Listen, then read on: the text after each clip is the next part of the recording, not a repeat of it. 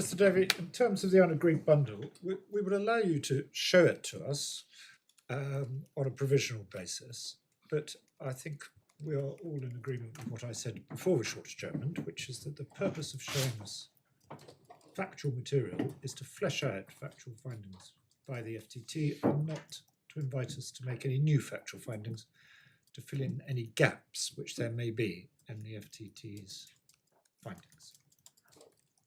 Absolutely, my lord. I was reflecting on this over lunch, and I walked back to chambers thinking I've made the court feel uneasy, and that's not what an advocate wants to do.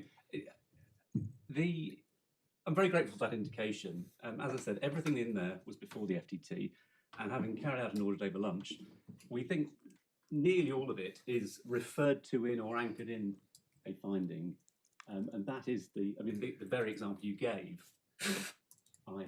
an accountant's opinion referred to in the decision, is one of those examples. But I'm grateful for the indication, and we'll see. And obviously, we will listen to anything that Mr. Peacock wants to say. Of course. Yes. Yes. Very well.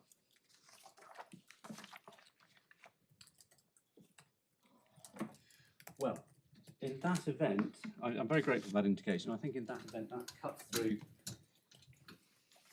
some of what I needed to do, and therefore we move on apace. And I think that takes me to. Can I just ask, talking about moving on apace, have you and Mr. Peacock agreed a split of the available time? Well, I believe the appeal's listed for 2 days. It is listed for 2 days. I've indicated to my learned friend that I think I'll be finished in the course of this afternoon. Yes. I don't envisage being particularly long. Very good. That won't put you in any difficulties, Mr. Peacock. Excellent. Let's continue. I'm grateful. So, I said there were 5 things I needed to do. We've dealt with 2 of them. If the other 3 are as short, then you won't be detaining us very long at all. Indeed. So this is section 3, as it were, and I'm making submissions in relation to the legislation, or perhaps the law more generally. Now, I'm very grateful to the work my learned friend Mr. Milner's done this morning. I think it does mean I can do things rather more quickly than I might have done otherwise. Nevertheless, I'll beg the court's indulgence if there's a little bit of overlap, just because of the way the submissions have been structured. So, the starting point, what is the legislation with which we're concerned? Well, it is Capital Allowances legislation.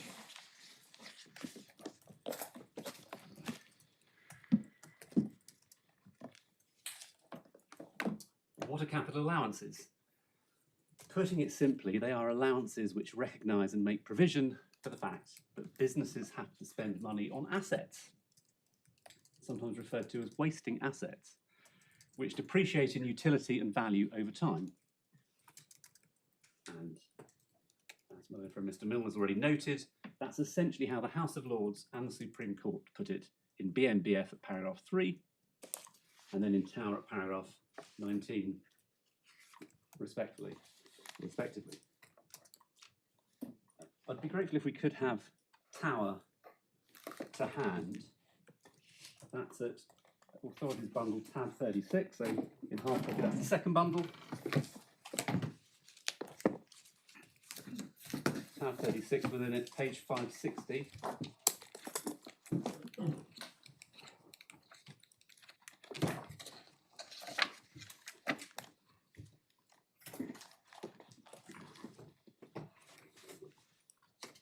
And if we turn to paragraph 19, please, that's in the speech of Lord Nichols. Page 560. Lord Walker, isn't it? Walker, yeah. Absolutely right, just to apologise. Yes, referring to Lord Nichols in BMBF. Lord Walker, paragraph 19. And so we have there that statement as to the nature of capital allowances. Trading computing profits or losses will ordinarily make some deduction for depreciation in value. Otherwise, the computation will take no account of the need for the eventual replacement of wasting assets, and the true profits will be overstated. And it goes on from there. I won't read it out because we've already looked at that. But I'd be grateful if the court would remind themselves of what is said there. It's a sentence below that, I imagine you're going to be putting some reliance on. Well, I do go on to, yes, indeed, as Lord Walker observes there, in practice, he's referring specifically to the generous first-year allowances, but I perhaps one might make... Mutatis mutandis. What's up? It said mutatis mutandis. Indeed, mutatis mutandis. It's also provided a positive incentive to artificial tax avoidance schemes. Anyway, that's how the House of Lords and the Supreme Court have tended to describe the general nature of capital allowances. So putting it simply, capital allowances, what they aim to do is to recognise that businesses have to spend money on acquiring assets they need to carry on in their business, and they depreciate over time. And if this reality of carrying on business, the necessary expenditure on assets which depreciate, is not recognised, then as Lord Nichols puts it in BMBF, true profits will be overstated. And the corollary, of course, is that if expenditure is erroneously treated as giving rise to capital allowances when it shouldn't be, then true profits are going to be understated.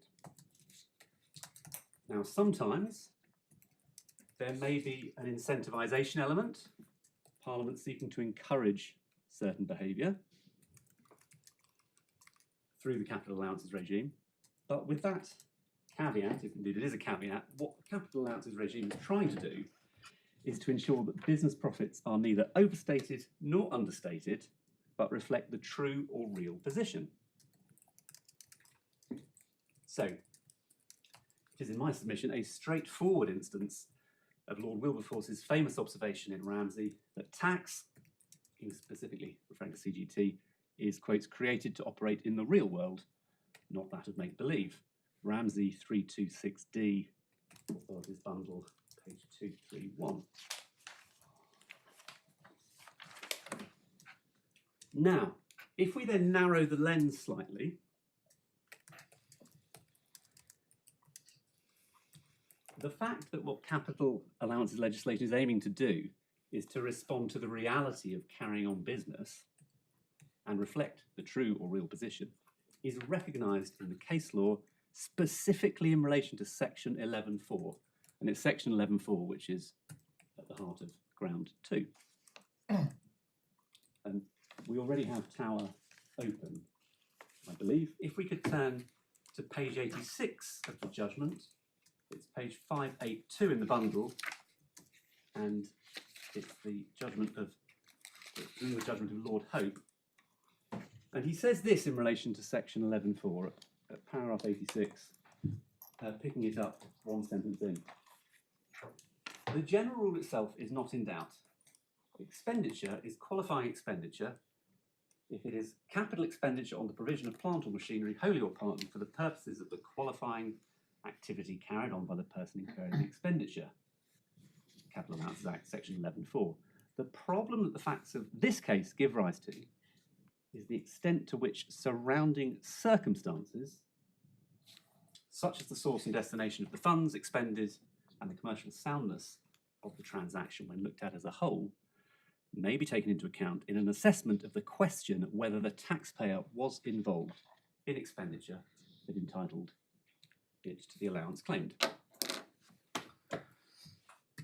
And the Supreme Court's position in Tower, ultimately, in respect of that question or problem which Lord Hope poses, is that surrounding circumstances emphatically can be taken into account in undertaking a section 11.4 analysis in an appropriate case. And if one is adopting, as one must, a realistic appraisal of the facts, as Lord Walker puts it, at 80.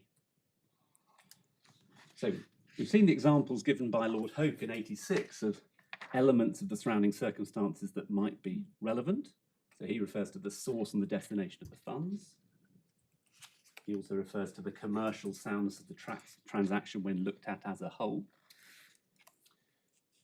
And I would suggest that those are what could be called objective factors. And elsewhere in the decision, we see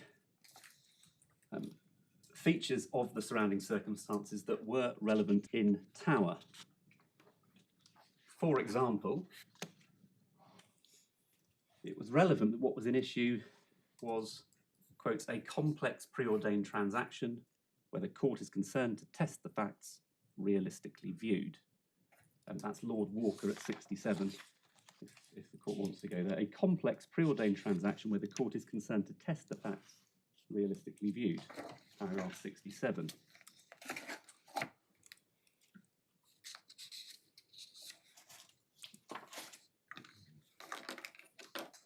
There's the fact that what was being attempted in respect of most of the money in question was simply an inflating of the allowances claim. One gets that at 75 if one picks it up at letter D, so page 579 of the bundle, paragraph 75 within Lord Walker's speech. It's said there that, yes, at D, 75% of the capital raised, although not simply a sham, was really being used in an attempt to quadruple the investor members' capital allowances. That was, I say, another part of the surrounding circumstances that was relevant. Just going back to 67, Yeah. what Lord Walker actually says is the question of valuation is not totally irrelevant in the context of a complex preordained transaction. So he's not saying the mere fact it is a complex preordained transaction is relevant in itself, but it's the question of valuation which is potentially relevant, because it's the same point as Lord Hope makes about the commerciality. In that case, I think the price paid, the evidence was more than what was bought was worth. Indeed, I was actually going to cite as my third example of something which is relevant. Although I take your lordship's point that perhaps my first point and what's going to be my third point collapse into one, is that the market value of the software was significantly below what was paid for it by the LLP. That's 88 of Lord Hope's decision. So I mean, that, just to anticipate, I'm sure we'll come to this, that's not the case here. It's not suggested that the price paid on the exercise of the put option was anything other than market value of the goods being reacquired. correct. Yes. So I've referred to the fact that this was a complex preordained transaction, and my Lord Nugee has quite rightly said that's attached to a market value point, which one gets at 88. I say my submission still stands. This is an aspect of the surrounding circumstance that is relevant. There's the fact that the majority of the capital raised is being used as an attempt to quadruple the capital allowances. That's at 75. And one could also refer to other passages, for example, at 78. Final sentence, with reference to the fact that instead they put it, that's the borrowed money, into a loop as part of a tax avoidance scheme.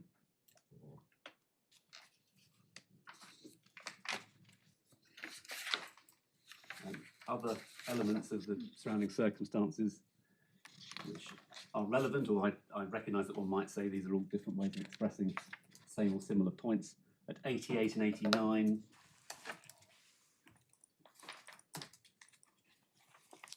yes, top of page 583, so towards the end of paragraph 88, there's reference to the fact that these were loans which were immediately returned to the lender. That just follows a passage, I think we've touched on that already, that in 88, what you're doing on a purpose of construction is asking a question whether the claimed expenditure was actually incurred on, in this case, acquiring rights in the software, as in our case, in acquiring the plant and machinery. Factual inquiry, the extent and depth of which will always depend on the circs of each case. Yes, yes. So we're in facts, but I mean, I'd always thought the issue between you was what sort of facts you could take into account, whether you could take the widest view of the facts, the composite facts, or whether you had to stick to the narrow facts of circumstances of purchase. Your Ladyship is absolutely right, and Am I on a it- different point? Do you want to? No, not at all. Put a You pin are in that. ahead of me. Okay. And I'm coming on sure to, I'm not. to Okay. deal with exactly that. So if I'm going too slowly, I'll try to take the lead from the bench, but I don't think you're going too slowly. I think I would like to know, this may be implicit in what you've been saying, but just so it's explicit for my purposes. You know from Rossendale and all the other cases that this principle is one of statutory construction. What are the words you're inviting us to construe, and what is the construction you're inviting us to put on them? Now, you don't have to answer that now, but just as I asked Mr. Milne how he invited us to construe cease to use, I'd like to know which part of section 11 you're inviting us to construe and what is the construction you put on it, and then we can go and look and see if the fact pattern fits the statutory words so construed, which I think is the exercise we're meant to be doing. yes, it is, and I'm hopeful that I will be providing that answer in the course of my submissions, and if I don't, I'm absolutely sure the bench will tell me. Thank you.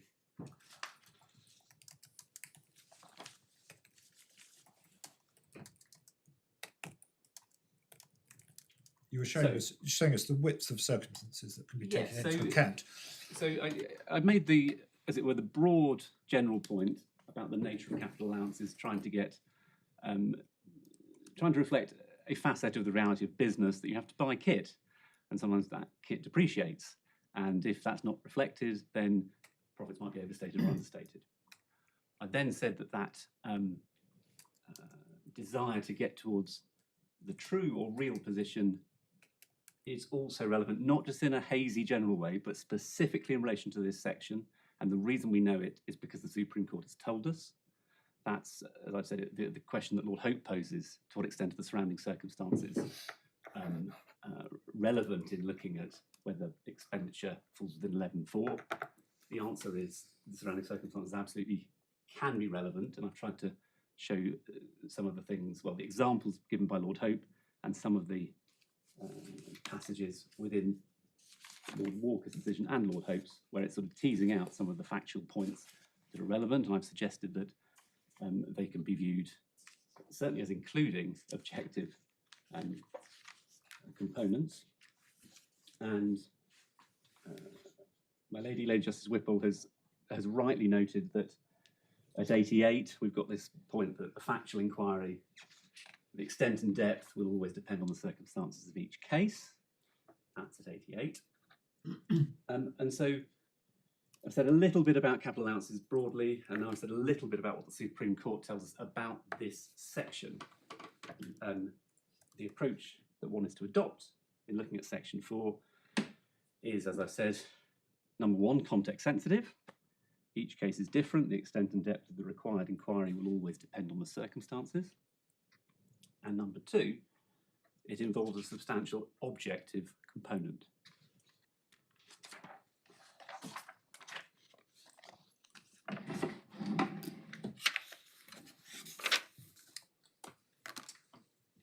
If we, as it were, take another step and narrow the lens still further, I say that that guidance tallies with and is borne out by the wording of section 11.4 itself. 11.4 sits within section 11, which is headed General Conditions for the Availability of Plant and Machinery.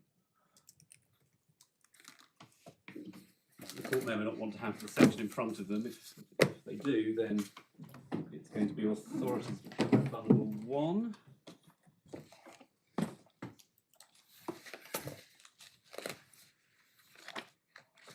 Tab 4, page 29.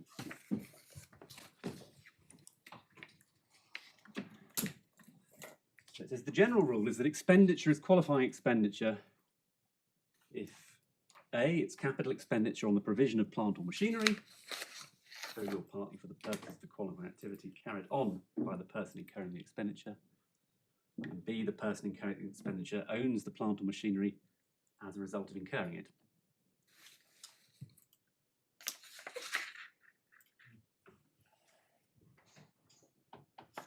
And it's section 11.4a that we're particularly focused on. So section 11.4 is setting out a general rule about a particular thing, expenditure. Section is inquiring as to whether what one has is capital expenditure on the provision of plant or machinery, wholly or partly for the purposes of the qualifying activity. My submission, on a straightforward reading, it's posing various questions. It's asking, what is the nature of the expenditure? Is it capital or revenue? What is it on or on the provision of? What is its purpose? Those are questions, areas of inquiry, which are, at least to an extent, of an objective nature.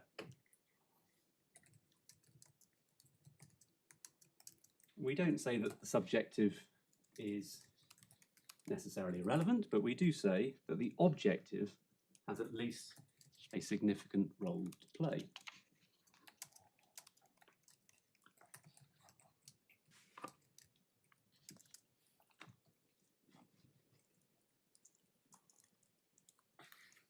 The legislation is not formulated in terms of, say, the purpose of a particular person in undertaking some particular act.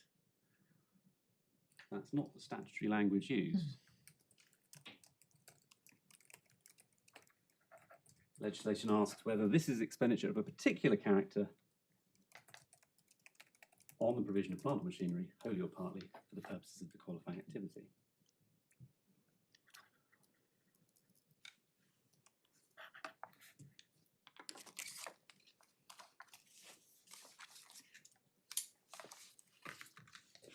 And as well as it being, at least to a substantial extent, an objective inquiry, and this might perhaps be a way of making the same point in a slightly different fashion, but nevertheless, I do say that in line with the guidance in Tower and the Ramsey vein of authority more generally, Ramsey is, of course, referred to in Tower as they build towards the analysis. It's not an inquiry which takes place in a vacuum, unmoored from any relevant setting in which the expenditure sits. If one would do that, one would not be factoring in the surrounding circumstances, Lord Hope, Tower, 86. One would not be undertaking the realistic appraisal of the facts that Lord Walker refers to in Tower at 80. Or will be ignoring the guidance that the extent and depth of the factual inquiry will always depend on the circumstances of each case. Lord Hope, Tower, 80. Now, I appreciate that my learned friend takes a different view. It's his submission that section 11.4 is all about the subjective. It's the taxpayer's skeleton argument, that's para 47.3. I'll be saying more on that in due course. But for now, in short, my position is that for the reasons I've already given, the wholly subjective analysis of section 11.4 should be rejected because it's fundamentally at odds with Tower and Ramsey and doesn't pay proper attention to the particular wording that Parliament has used. It surely can't on any view be a wholly subjective. I don't think really that's what Mr. Peacock would say, is it? I mean, yes, when you're looking at purpose, you may say that's the important part, but on the question whether the expenditure is, for example, capital or revenue, or whether the items in question are plant or machinery, and those aren't subjective questions on any view. But are they? You may well be right, my lord. It may be that I'll let my learned friend speak for himself. And one of the problems is subsection 4 encompasses within it, I mean, a host of separate issues, each of which have volumes of authority on them, which have been explored in masses of case law, not least the question of whether it's capital or income expenditure, which is one of the most basic of all. Indeed, my lord. And the point my lord, Lord Justice Henderson makes, it may well be a fair one. It may well be that on the question of purpose, it's all about the subjective in my learned friend's submission. I mean, I take issue with that. Yeah, of course, I completely understand that. Yes. Yeah. But if I've misconstrued the position generally, I'm happy to be corrected on that.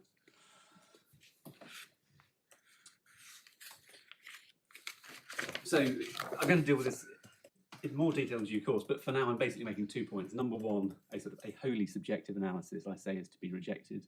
Number two, even if one does place the subjective at centre stage,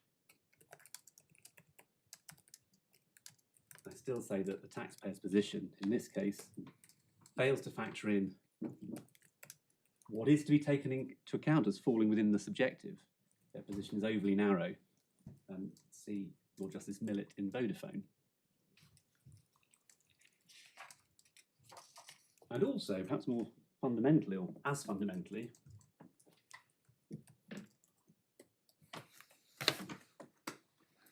even if one asks what the purpose of the expenditure is on, focusing on the subjective,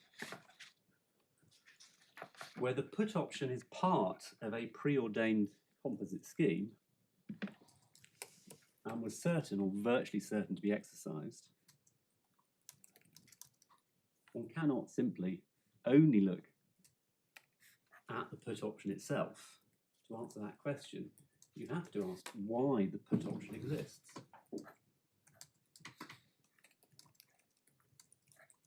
In other words, coming back to what I said a little earlier, context matters. Context really matters.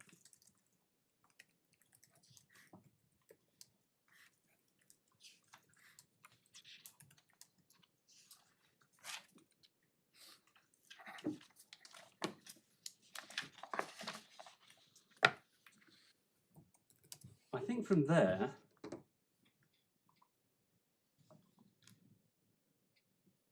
I'm heading into the next section of my submissions, which is to become a more fact-focused. I'm not leaving the law behind. It's an iterative process, and we're going to have to keep coming back to it. But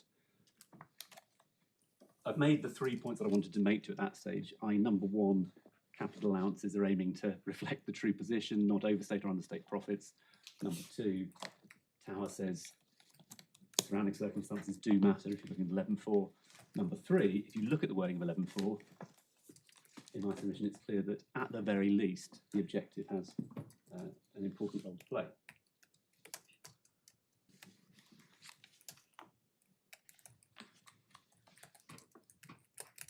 So now becoming more fact-related, as it were. So I think this is section 4 of the 5 sections I initially flagged. I'm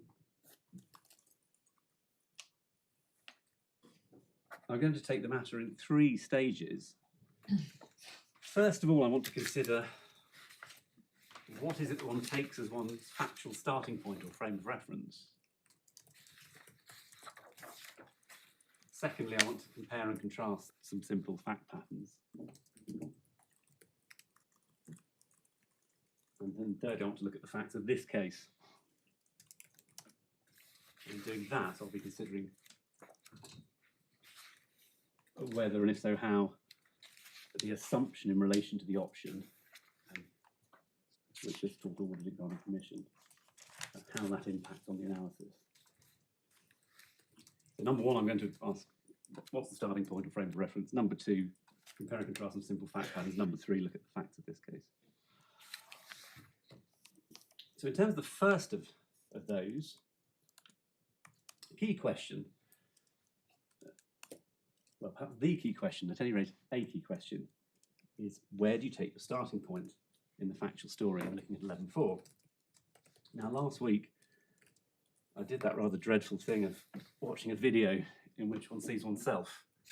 It was the video footage of the permission decision before my Lady Justice Whipple last year. It was mainly dreadful because it was mainly me doing the talking, but happily there were some bright spots of light shone from the bench, Lady Justice Whipple and Lord Justice Nugee into the darkness of the bar. And the nub of what I want to address the court on now was captured very clearly and concisely, if I may say. So, by my Lady Justice Whipple. For anyone who wants to look at it themselves, it's at about the 1 hour 59-minute mark of that feature film.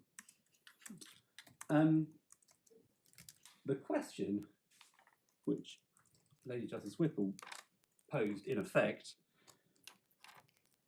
and indeed which Her Ladyship's alluded to again today, is this: does one have to restrict oneself only to what Her Ladyship called the narrow transaction, the money transferred under the put option, or was it permissible and appropriate to go back and look at what Her Ladyship called the whole sequence of transactions to understand the full colour? So is it narrow transaction only, or is it sequence of transactions to understand the full colour? Now, the taxpayer contends for the former. The learned friend says the starting point must be the moment of the payment under the option. But why?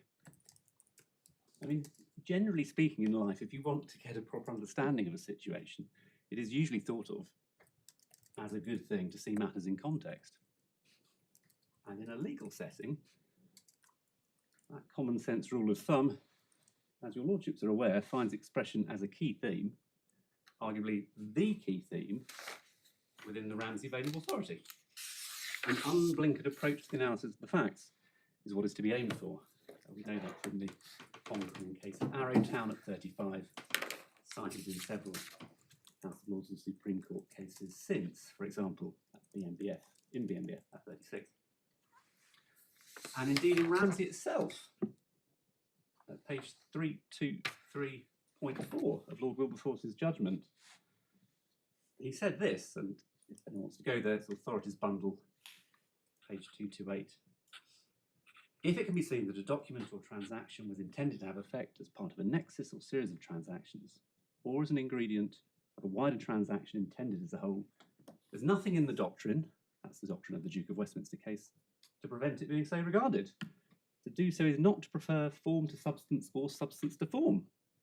It is the task of the court to ascertain the legal nature of any transaction to which it sought to attach a tax or a tax consequence.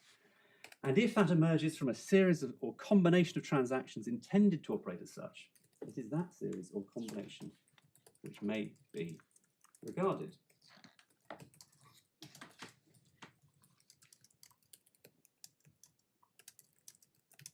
Just to give one example, in the Scottish Provident case, for example, that's the House of Lords case regarding options. For the note, it's tab 32 in the Authorities Bundle. It was an understanding of the broader scheme context within which Citibank's options sat that revealed that, contrary to what appeared to be the case on a non-context sensitive analysis, in a practical sense, as Lord Nichols put it, Citibank had no entitlement to gilts. In a practical sense, no entitlement to gilts. Scottish Provident at 19. And in Rossendale, which is the case we've looked at today, the guidance could not be clearer. An aspect of the Ramsey approach is that where a scheme aimed at avoiding tax involves a series of steps planned in advance, it is both permissible and necessary. Not just to consider the particular steps individually, but to consider the scheme as a whole. Speech of Lord Briggs and Leggett at 12.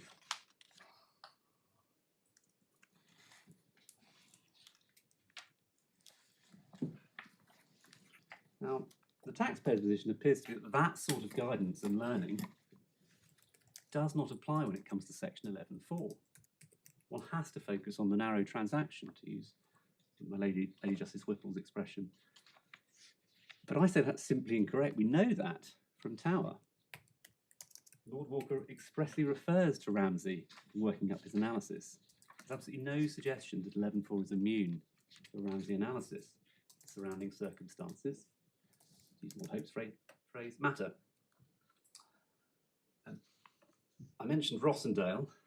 In Rossendale, it was the act of placing particular steps in their proper context, appreciating what's called the scheme design at 8, which enabled the Supreme Court to contrast what they called a normal case, paragraph 47, with something which could not be so described when it came to interpreting and applying the legislation in question. That's section 65 of the Local Government and Finance Act 1988.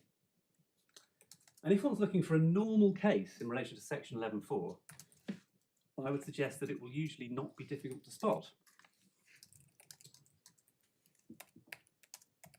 Take the example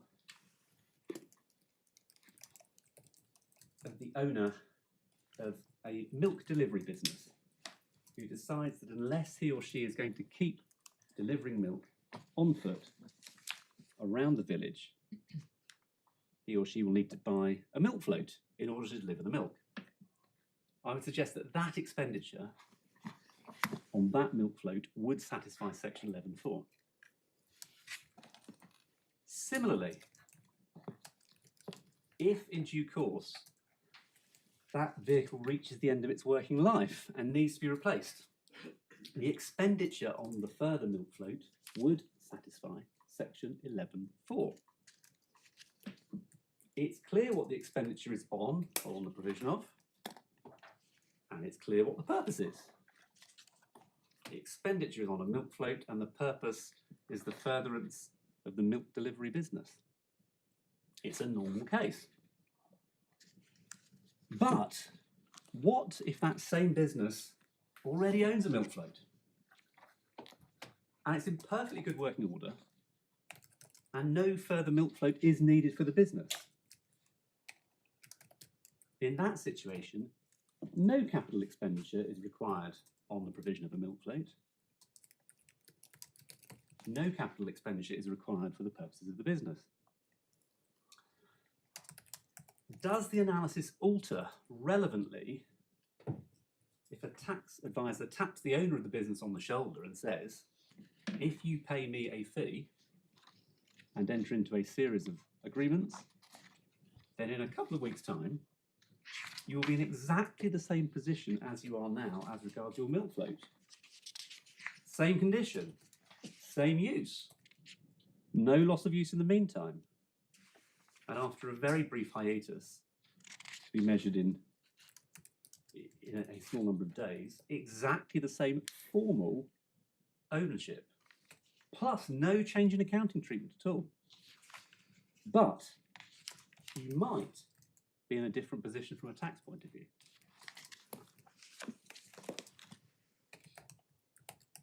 Does the analysis alter? In my submission, absolutely not.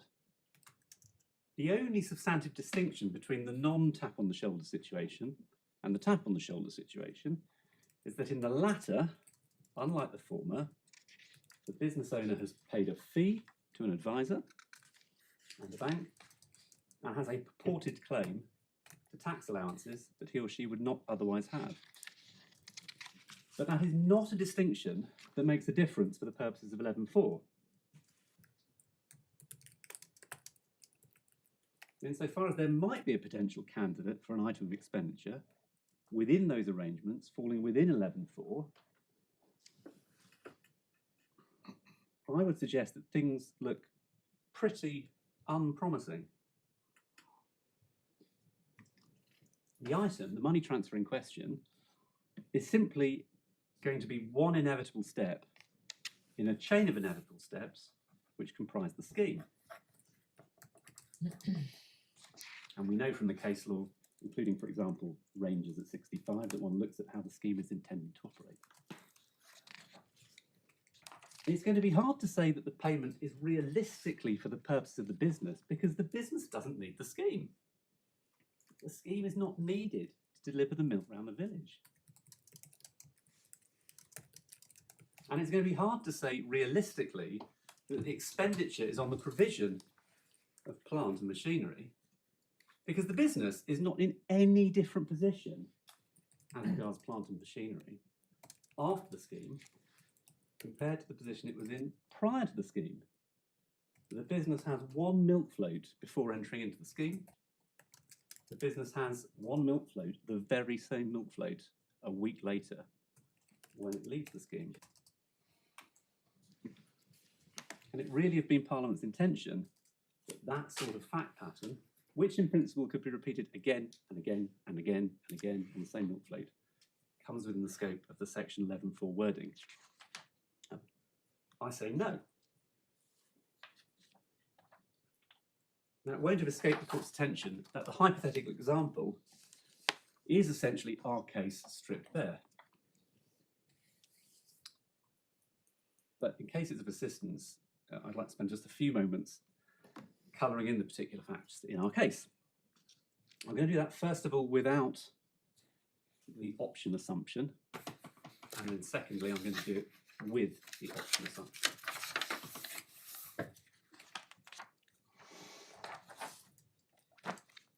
So, the fact of this case, it's not in dispute that what we have here is a scheme. It's not in dispute that the payment of the option price under the put option is a component of the scheme. And it's not in dispute what the FTT found as regards the sole purpose. I repeat, the sole purpose of the scheme. It was to artificially generate allowances additional to those which each taxpayer had already benefited from when they first acquired the assets in question prior to entering into the scheme. I recognise that we're now beginning to tread ground we've trodden before, but nevertheless, if I may, so at 2.5.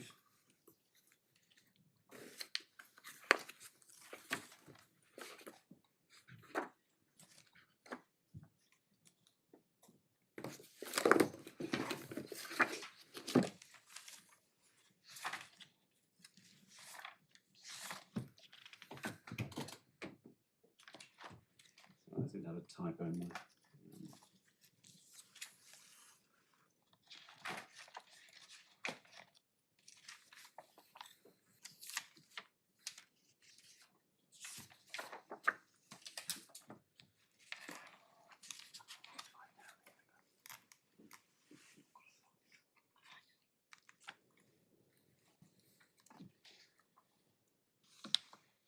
Apologise, Steve.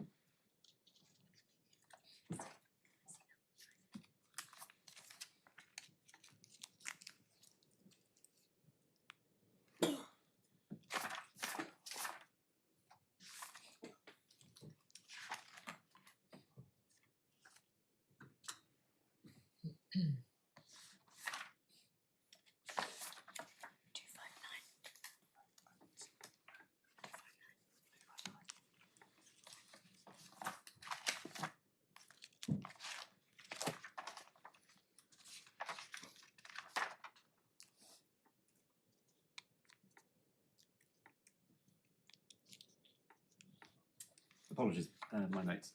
So at 259 of the FTT decision, Judge Morgan said, adopting words from Ensign, picking it up halfway through line 1, the intended overall effect of this set of transactions was to give the apparently magical result that the appellants were entitled to allowances on an additional £95, that's the option price, without actually suffering that cost through having divested themselves of ownership of the assets for 3 or 4 weeks only, and without any disruption to their use of the assets for the purpose of their trades.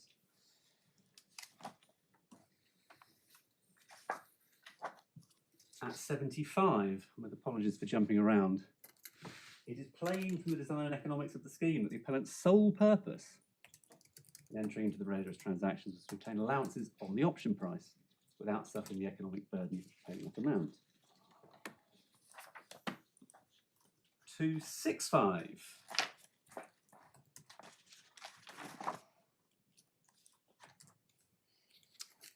Again, it can be seen, unlike in BMBF, Ensign and Tower, as set out in full above, the appellants had no commercial business purpose at all in entering into any of these steps, other than through the combined operations as a carefully constructed commercial unity to generate additional qualifying expenditure in respect of the assets without the appellants incurring any further actual financial cost. So that's some of what the FTC found, and as well as those sole purpose findings, if we're unpacking the factual and evidential matrix, it's not in dispute that the assets had been owned by and were being used by the companies prior to KPMG introducing them into the scheme. These were companies of good vintage. Wiseman had been producing and delivering milk for a number of decades. What was then known as Cape, now Altrad, had been providing its services for in the region of a century.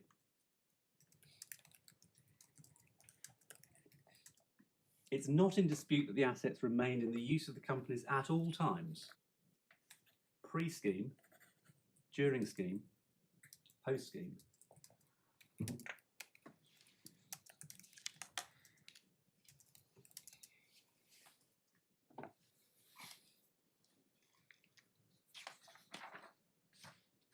And the reality of what this meant is illustrated, I say, quite vividly by what the idea of delivering the schemes to and from the bank actually looked like in practice.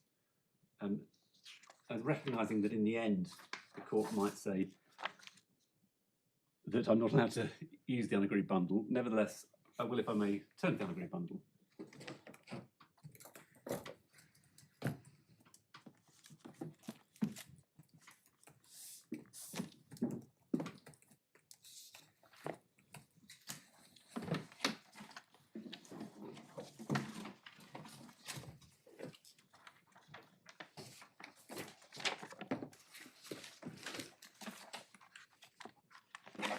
So if we go to page 29, please. So here we're looking at documents relating to Wiseman. The first half of the bundle relates to Wiseman, the second half relates to Cape.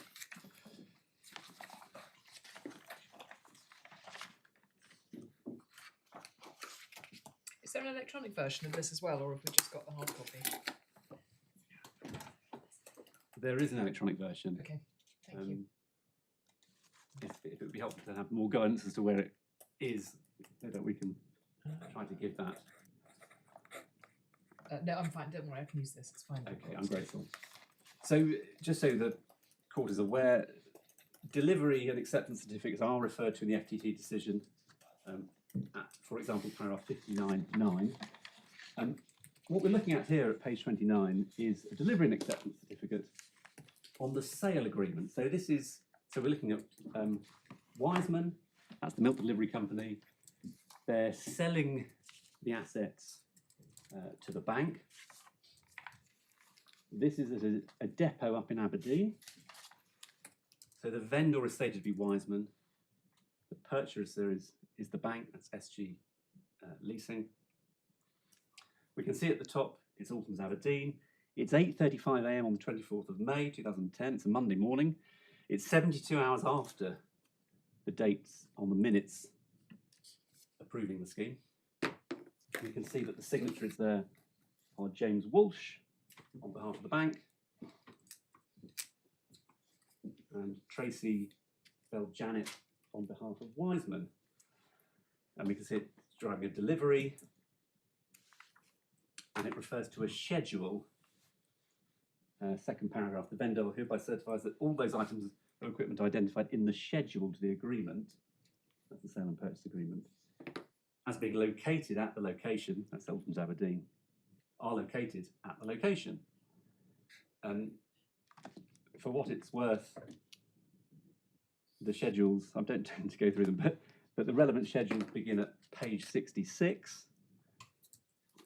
You can see a document headed Plant, Scottish Assets, and an extremely small font. And also at page 80, at tab 20, the court will hopefully just about be able to say, see a heading Commercial Vehicles, Scottish Assets. And again, very, very small font, and schedules running over a number of pages. The schedules are long. I'm not going to go through them. They do, on my maths, amount to a little under 3,000 items. That's on the basis of approximately 90 entries over 30 pages or so. And the value is in the tens of millions. So one gets a bottom line value of 23 million odd. That's unagreed bundle, page 93. And a bottom line value of 22 million odd.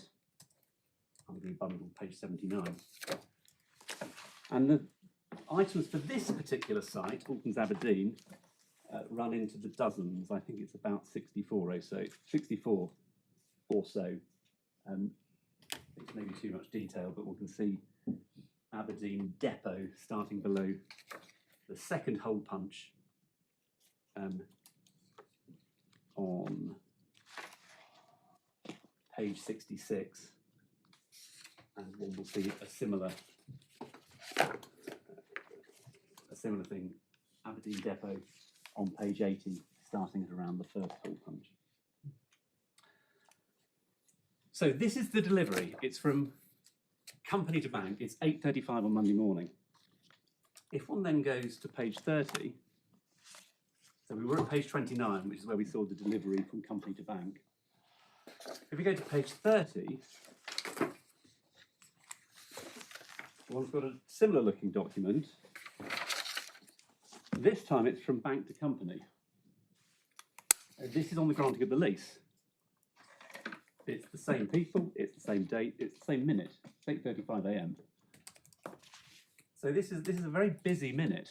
We've got all of the assets going in one direction, and we've got all of the assets coming back in the other direction in the same minute, 8:35 on the Monday morning. Nothing physically happens to any of the assets. No one turns on an engine or picks up clocks or anything.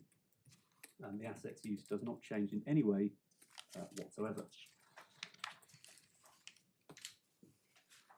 But you don't dispute that it is a delivery as a matter of law. No, so I'm addressing the court on the premise that the review has been unsuccessful on ground one, and so there has been. Well, no, as I understand it, even on ground one, it's not suggested these transactions did not happen or did not happen as they're represented as happening. There's a question of how you characterise them for tax purposes, but as a matter of the law of the sale of goods, the goods were sold and delivered to the bank, and they were leased back by the bank. I understood that to be common ground. It is common ground. The reason I'm going to them is to is to illustrate what it meant in practice to do things with these assets. And the answer is, in practice, it meant handing over a piece of paper. 2 pieces of paper. Yes, and we can actually do the same thing a couple of weeks later. I won't do the same exercise, but also in the bundle we have the delivery back to the bank at the end of the lease and the redelivery under the put option. It's pages 36 and 35 in the bundle, and again it's exactly the same thing. It's 35 and 36. This time it's 10 to 9 in the morning, and everything happens at exactly the same time. The assets go one way, the assets go another way. The milk plates say exactly where they are.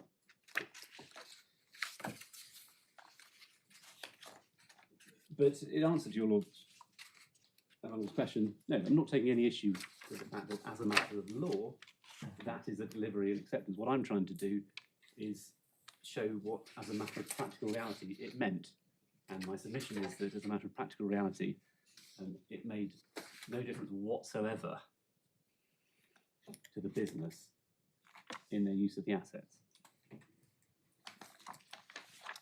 I mean, that would be the case probably in any case of a sale and leaseback transaction, including ones which are not objectionable on the, or at least are not thought to be objectionable on Ramsey grounds. That may well be right, my lord. So again, I mean, it's not immediately obvious, perhaps, where this is going to get the revenue, on the assumption, which we always have to bear in mind, that we're starting off from a position where ground one has failed. Yes, so I'm building up points that aren't in dispute, and it may be the court thinks some of them are more relevant than others. But what I've said is it's not in dispute that prior to the scheme they own the assets, and it's not in dispute that the assets remained at all times in the use of the company. And I'm illustrating that by showing what it actually meant to deliver 3,000 goods to the bank. It meant handing over a piece of paper. I don't think the bank would be very happy if you turned up with 3,000 trucks and tried to hand them over. I mean, the banks don't want to take physical custody of goods. They want to take legal title to goods.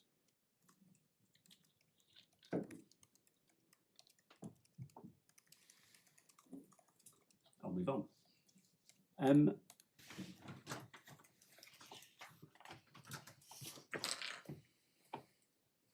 It's not in dispute that KPMG's advice, KPMG, whose scheme this is, or whose advice entering the scheme is based on, was that in practical terms, the brief handful of days in which there would be a lease arrangement between bank and taxpayer company would make no substantive difference.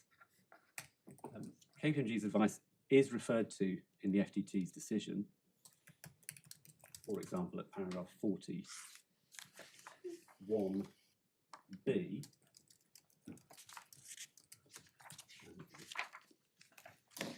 And if we are in the ivory bundle, which we are, I'd like to go to page 100 and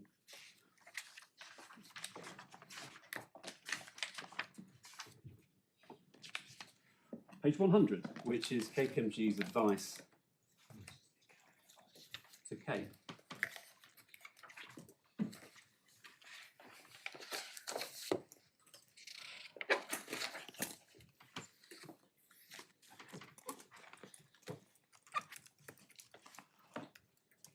I'm sorry, which page? So I do apologise. We're looking at a CAPE document. Yes. So apologies that we've jumped from one case to the other, but it's actually the same advice in both cases. And we're at page 100 in the bundle. And this advice is referenced at paragraph 41B in the FTT's decision. Thank you. And what I was submitting was that it's not in dispute that in practical, that the advice was in practical terms, and the brief moment of the lease arrangement would make no substantive difference. And I was thinking in particular of paragraph 6.6 on page 103. With regard to the lease, CAPE will retain all the risks and rewards incident to ownership and enjoy substantially the same rights to its use as before the transaction. This advice is set out, if not verbatim, then summarised pretty fully in the FTT decision. So It is. So it this may. is the case on any view of the document. I don't think it can be any objection to our looking at, because it just fleshes out what is there in the decision. Well, I'm grateful for that indication. Well, I may be wrong about that, but I mean, at the moment, that's certainly how it Indeed, I mean, it is. be. And for what it's worth, I mean, it does seem to me a very important part of the background of this scheme that the accountants, well, whose job after all it is to ensure that a true and fair view is presented of the financial dealings, should have given this advice.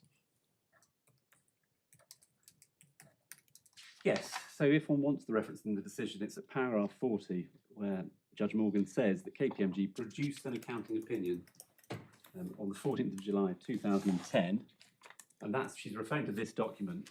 She's given the date of 14th of July because that's the date of the email that sends it. That email. But it's There's 12th July at the top, so it wasn't actually sent on a couple of days later. it may be that someone behind me is able to bottom out that point. But there's a reference here to an opinion, 14th of July 2010, which I think is this document. And yes, one sees within 40 sub 1 sub B, as your Lord Justice Henderson notes, Judge Morgan has copied out what the advice here. We see it at A within 41B. The CIS was to retain all the rights and rewards incident to ownership and enjoy substantially the same rights to its use as before the transaction. So there's no dispute that that was the advice that KPMG gave. And there's also no dispute that KPMG's advice was that the assets should remain on the company's balance sheets at all times. And one gets that within the same document. At 610, CAPE should not recognise the sale of the assets, but continue to keep the assets on its balance sheet and account for them as previously. And again, that's something referred to expressly in the FTT decision. It's at paragraph 40, sub 2. KPMG advised that CIS should not recognise the sale of the assets, but should continue to keep the assets on its balance sheet and account as previously.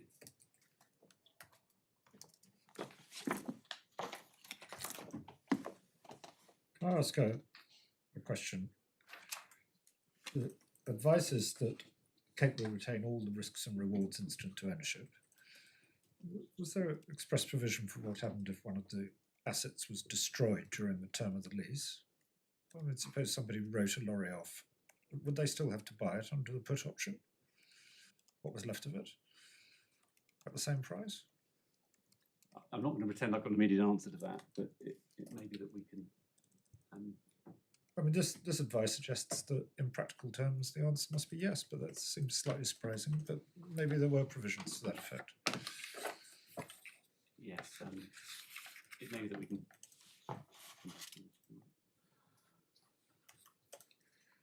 Yes.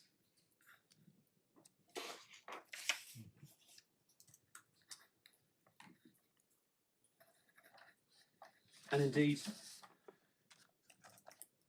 the decision to enter into the scheme, and I'm pretty sure I've been looking at a Cape document here, and I'm now turning to Wiseman, so I apologise for that, but the decision to enter into the scheme, at least on the Wiseman minutes, expressly cites KPMG's advice. Could we go to page 21 of the unagreed bundle, please?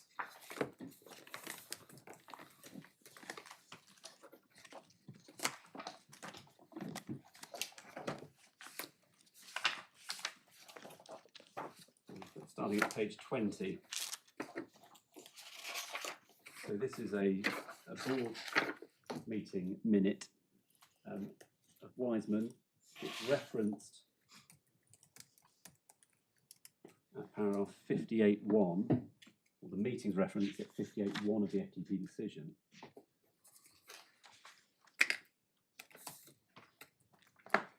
And one can see there, well, one can see heading through the purpose of the meeting.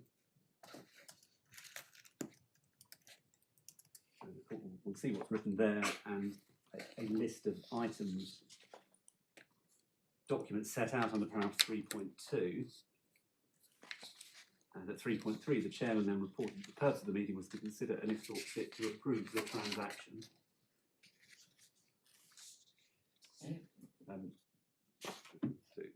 So the transaction is one sees the emboldened word transaction just above 3.3, so that's at the end of 3.2.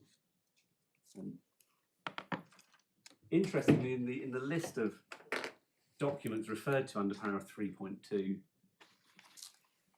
there is, well, all of the items of the scheme are referred to.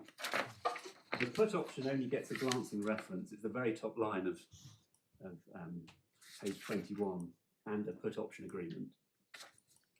And so I think the put option agreement itself, formally speaking, isn't in front of the board at this meeting, although as it happens, it is in front of the very same people at a separate meeting which takes place 10 minutes later. It starts at page 23 of the bundle.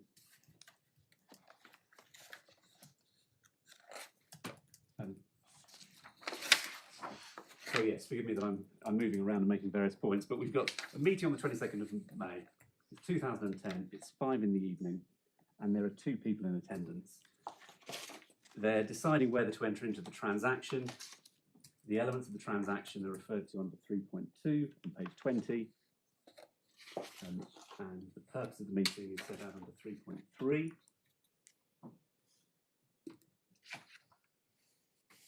And then at 4.1, one can see the documents produced to the meeting. So we're on page 21, 4.1. And there are the final draft copies of the documents, 4.1, 4.12.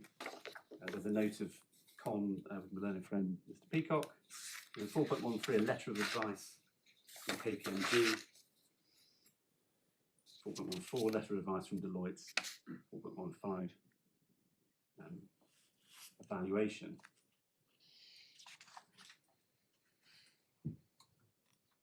So we've got the KPMG advice, we've got the fact that it's referred to expressly as one of the documents taken into account in deciding to enter into the transaction, along with advice from Deloitte and from our own friends. I mean, on the face of things, this is pretty heavy stuff, but the board managed to deal with it in 9 minutes. In trying to consider the put option as well. And that's at page 23, where the put option has been referred to expressly within 3.24 in that earlier minute.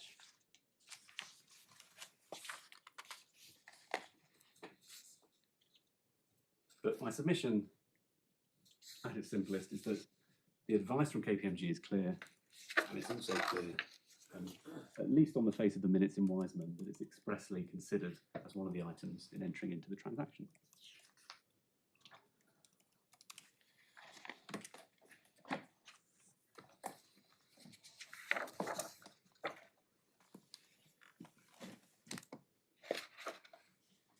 And in line with and consistent with those various findings and evidential items,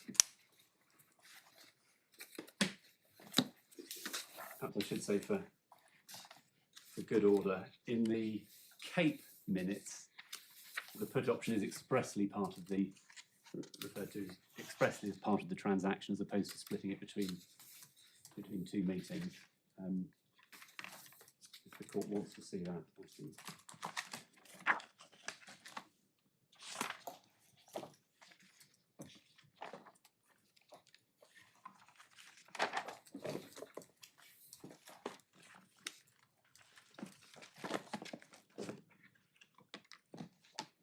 Page 127 is the CAPE minute. Within 127, section 4 was headed purpose of the meeting.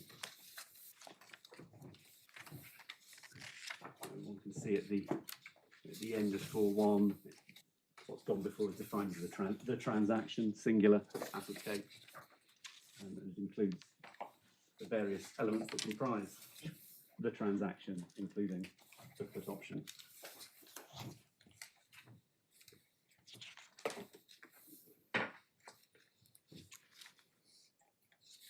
And I say in line with and consistent with those various findings and evidential items,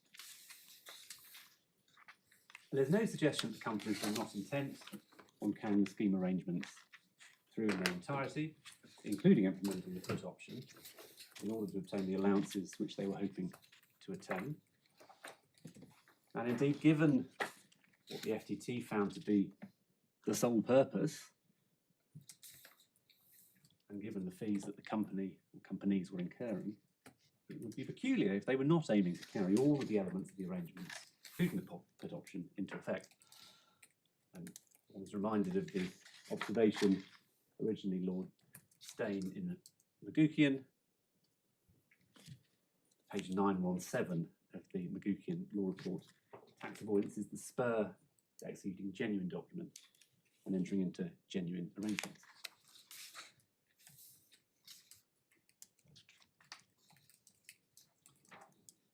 So I do say that the right way, the only realistic way to view the payment of the option price is as a final link in an inevitable series of steps. Put option was in place, and the put option money had to be made because it's that which purportedly generated another instance of qualifying expenditure. Given that, and in circumstances where the Supreme Court have said, in respect of this very provision, that surrounding circumstances are to be taken into account, and given that the Supreme Court have also said,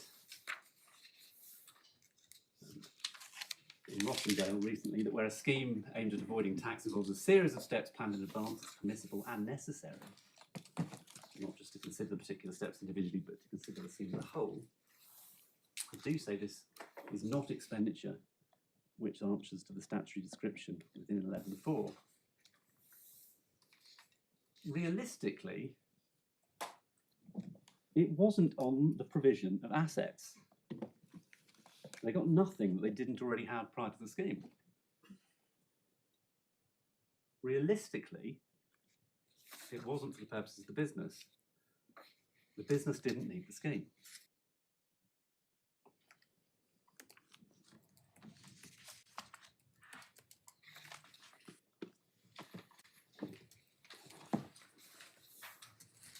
I've been looking at the present facts without the option assumption, which was made in the granting of permission.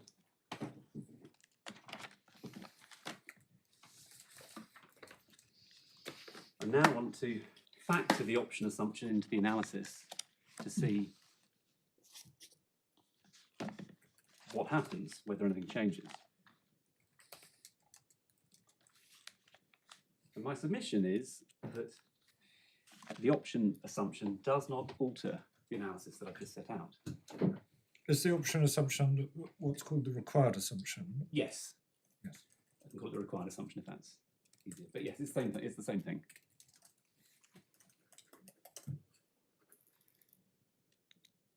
So I say the required assumption doesn't alter the analysis. I say that having regard to two things. Number one, understanding the role that the required assumption plays. Number two, understanding the content of the required assumption.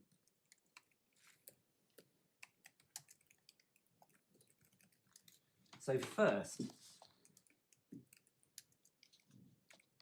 it's important to keep in mind the role that the required assumption plays.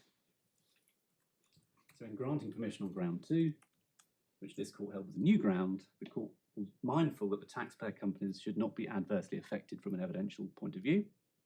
That's paragraph 40 of the PTA decision. The gist of the submission made on behalf of the taxpayer was that if ground 2 had been an issue at first instance, then they would have produced witness evidence and or documentary evidence to deal with it. And to that end, this court, Lady Justice Whipple and Lord Justice Nugee, did two things. Number one, the court ordered that the companies have liberty to apply to the court for permission to admit documents which they consider are relevant to ground 2 and which were not in evidence before the FTT. PTA order, paragraph 1, core bundle 113. And that the court will assume that when the bank exercised the put option, the taxpayer's subjective intention in paying the option price is to reacquire the assets for use in their business. PTA order, paragraph 1, core bundle, page 112. 113. So these were measures to fill potential evidential gaps in circumstances where ground 2 was a new ground. But in granting permission, I think I may have misheard you, Mr. Davies, but I thought I heard you say that the bank would assume. I do apologise if I said that. What I was the court will assume. The court will assume the I mean, it's absolutely the court will assume. I can. That's if I misspoke, it's well, maybe I wasn't paying close attention. It's probably me. When we were formulating, or I think putting to the court what the required assumption should look like, we inadvertently articulated it in terms of the taxpayer exercising the option. It's actually the bank that exercised the option, and it's the taxpayer who pays the money. We note this in a footnote in our skeleton. The substantive point in it should be that the court will assume that when the bank exercised the put options, the taxpayer's subjective intention in paying the price was to reacquire the assets. Perfect, exactly. So apologies if I mangled that. So these are measures to fill potential or evidential gaps in circumstances where ground 2 is a new ground. But in granting permission, this court did not hold or order all right, I think could it have done the findings which the FTT made in the course of its judgment were somehow to be airbrushed. And the court did not hold or order that the required assumption was to be understood as inconsistent with anything in the first tier's decision. Did the first tier did make decisions about findings about the taxpayer's subjective intention? Well, I've taken the court to I mean, paragraph 75 says the sole purpose and so on. yes, so my submission is whatever role the required assumption plays, it can't be a role inconsistent with the FTT's decision. And the whole point about the required assumption was that it needed to be in place when the argument ran, precisely because there wasn't a finding dealing specifically with I see. what happens in relation to the payment of the put option money. It dealt with the asserted prejudice, didn't it? Because it all goes back to the prejudice that was alleged in not having raised it at first instance. And it was said in relation to that, we would have put more documents before the court, the tribunal, the FTT, and we would have called our witnesses. Exactly. So the idea was to give the taxpayers the best they could have in their favour to mitigate what was said to be the prejudice. Precisely. So the proposition was there was a gap. Ground 2 wasn't an issue at first instance. Therefore, it shouldn't be run, learned friend's argument. But if it is going to be run, we need relevant findings, because we would have called witness evidence as to what the subjective intention was in paying the option money. And so the court said, well, let's assume that point in the fashion articulated in the required assumption. But my submission, just to be absolutely clear, is that there's nothing in the permission decision which says you airbrush anything the FTT did say. And there's nothing in the FTT decision, sorry, the permission decision, to say that the required assumption is inconsistent with the FTT's decision. And indeed, that was the whole premise of the argument being put. It just wasn't an issue before the FTT. We've got this gap, and therefore we need the chance to put in further documentary evidence. Now, in the event they've chosen not to put in further documentary evidence, we would have called witness evidence. In the event Lord Justice Nugee and Lady Justice Whipple thought the way to deal with that was to say, well, we could have an assumption as to the taxpayer's subjective intention in paying the option price. So we have to read that assumption in a way that is consistent with the FTT findings. That's your solution. Yes. Is there anything artificial about the required assumption? I mean, it seems only common sense that the directors, when the put option is exercised, the reason they're paying the money is, well, because they're contractually liable to do it, but they're paying it because that's what they have to do to reacquire the assets which they need for their business. And the lease has come to an end. If they don't reacquire the assets, they can't carry on their business. So what is artificial about that? My submission is not that it's artificial. I entirely agree with what you're saying. It's not at all surprising that that would be the subjective intention on making that payment. I'm going to say why that doesn't help me, learned friend. Well, that's what you're coming on to, Yeah. is that even though that's what they must, and you accept did, and are to be assumed to have intended, they intended to get the assets back. Yep. That doesn't answer the 11.4 question. Precisely. That's your submission. Precisely.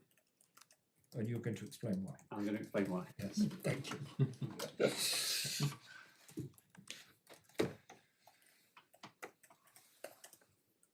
So, in short, I say the function of the court's two measures in granting permission that I've described were to add to, or potentially add to, the existing evidential jigsaw it wasn't to replace the jigsaw, as it were.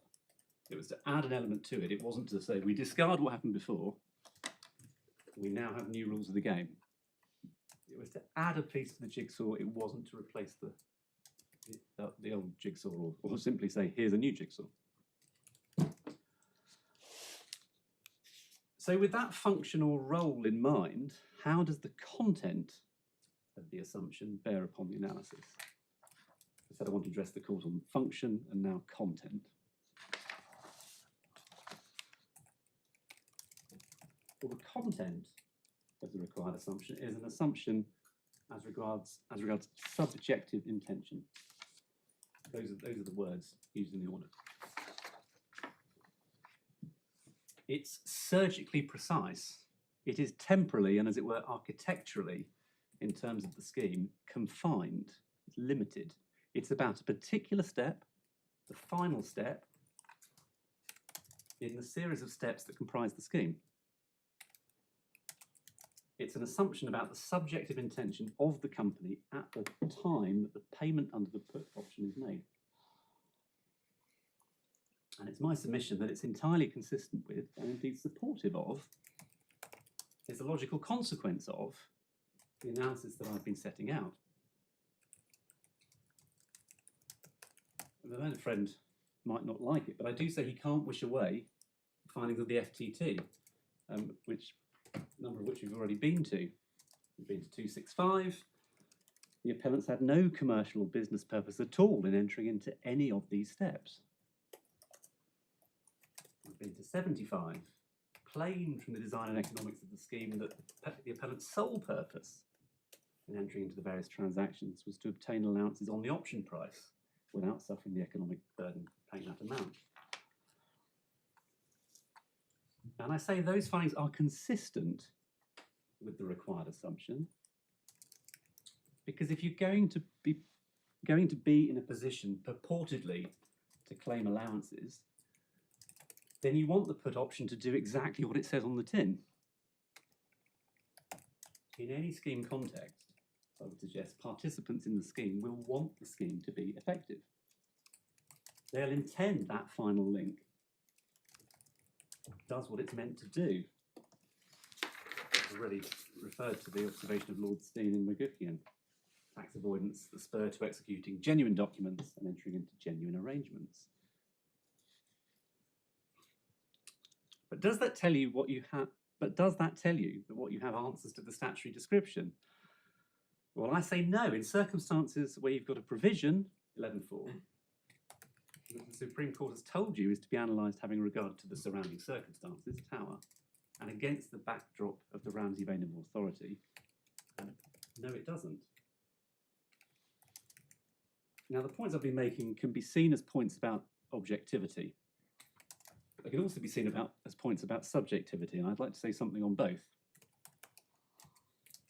Dealing with objectivity first. As I said earlier, on a straightforward reading of 11.4, if you're looking at the words Parliament has used, there seems to be a substantial objective dimension to what's going on in 11.4. What's the nature of the expenditure, capital or revenue? What is it on or on the provision of? What is its purpose? In this context, I'd like to, if I may, go to a case which is right at the back of the authorities bundle.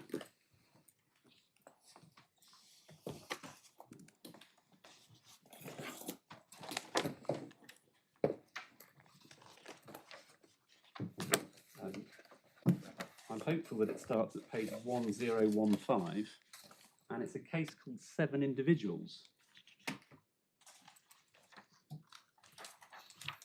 It may ring a very distant memory for Lord Justice Nugee. It was one instalment of the Icebreaker and Acorn Wood litigation that ran for some years. 7 Individuals, as the name might suggest, concerned issues raised in relation to individual LLP members. So it concerned what we refer to as member-level questions rather than LLP-level questions.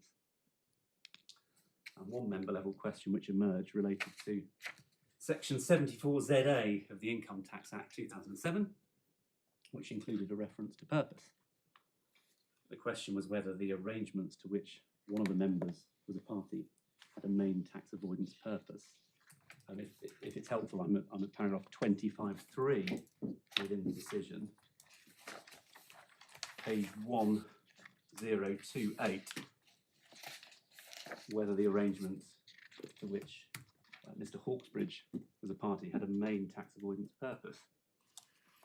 And the section itself is at paragraph 23 on the page immediately prior. The relevant subsection is B, between the two hole punches.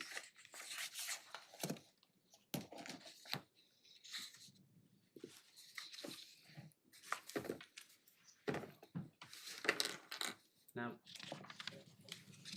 counsel Mr. Morm, the taxpayer, said that this was a section which was wholly focused on the subjective. To answer the question, you simply had to ask what the person involved intended. As against that, one Mr. Davey for the Revenue suggested that that analysis was too swift and didn't pay sufficiently close attention to the statutory language, which suggested a substantial objective component. Could we go to paragraph 96 of the decision, please? And with apologies for asking the court to do some reading, I'd be grateful if the court would read paragraph 96 down to the first sentence of paragraph 101. So it's 96 to 100 plus the first sentence of 101.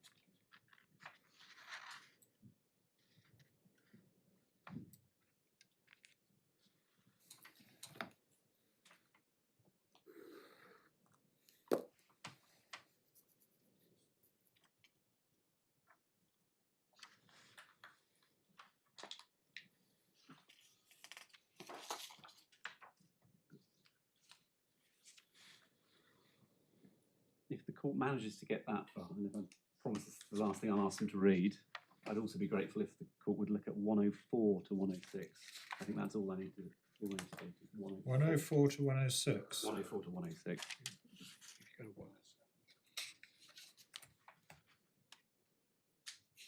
And my learned friend said also note 107.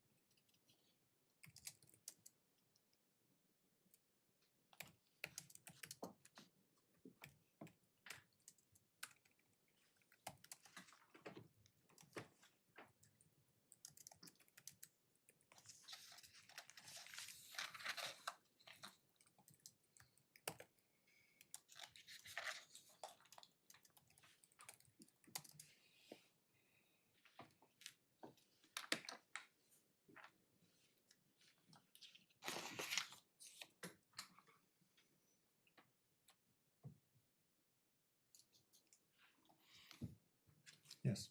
I'm grateful and apologies for asking the court to read. Now, obviously I don't say we have identical wording here, but I do say that the shape of the debate in 7 individuals there is relevant in the present circumstances on the basis of the statutory wording that we do have, and bearing in mind that the Supreme Court has given clear guidance that surrounding circumstances are to be factored in when one looks at section 11.4. If that is right,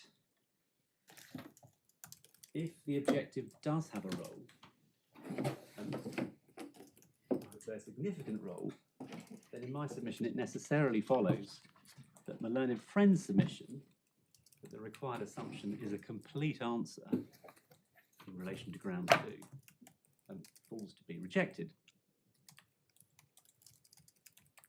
So that's something on objectivity. I also want to say something on subjectivity. Even if, contrary to the analysis I'm urging, one does choose to adopt the taxpayer's premise that it's all about the subjective, then I do say that the assumption still doesn't get the learned friend where he wants to get to. Because the analysis which is urged, i.e. that the required assumption is determinative, disregards the full colour of what properly understood falls to be treated as subjective, both as a matter of principle and on the facts of this case. As a matter of principle, your lordships will be familiar with the case of Vodafone.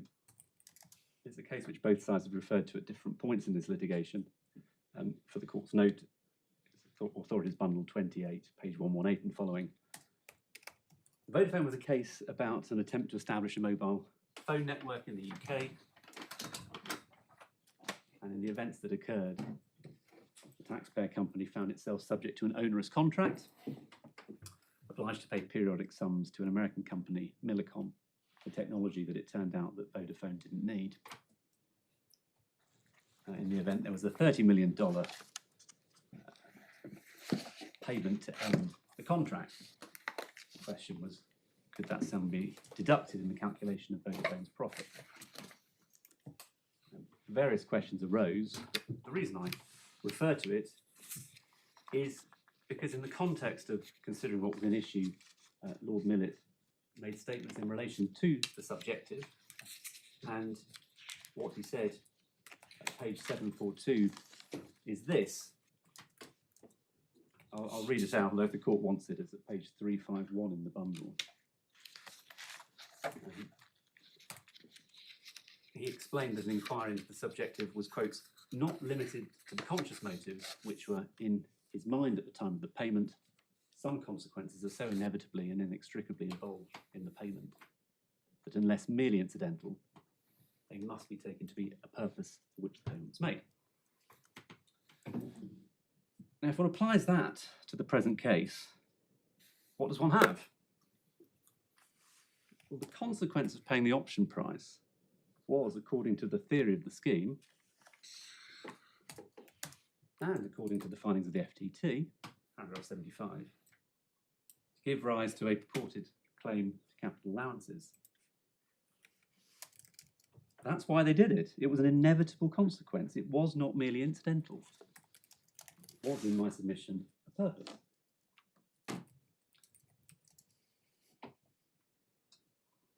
Now, my learned friend might say, well, that's not good enough. He might say, there's still the required assumption. That's another purpose, and that's all he needs. I say that's not right. The required assumption is very clear.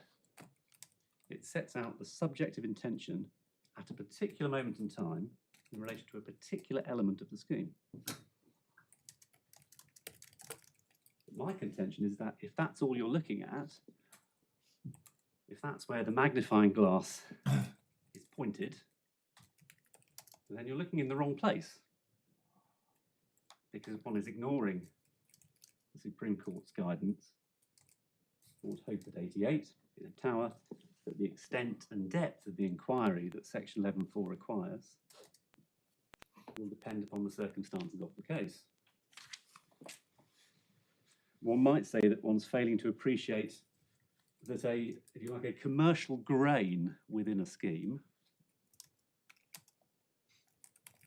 might simply be a byproduct, to use a turn of phrase from Lady Justice Falk in the BlackRock case, paragraph 167 of the tax architecture which is in place. You might have a commercial byproduct. Or, perhaps to come at the point from a slightly different angle again,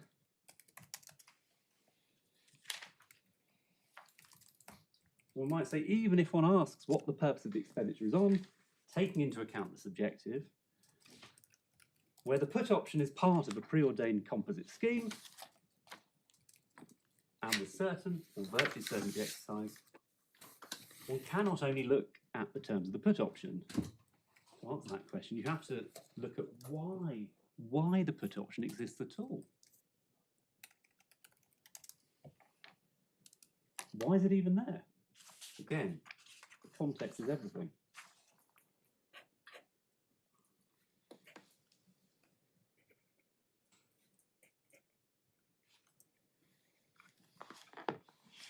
The circumstances of this case here are that the payment of money in respect of which the required assumption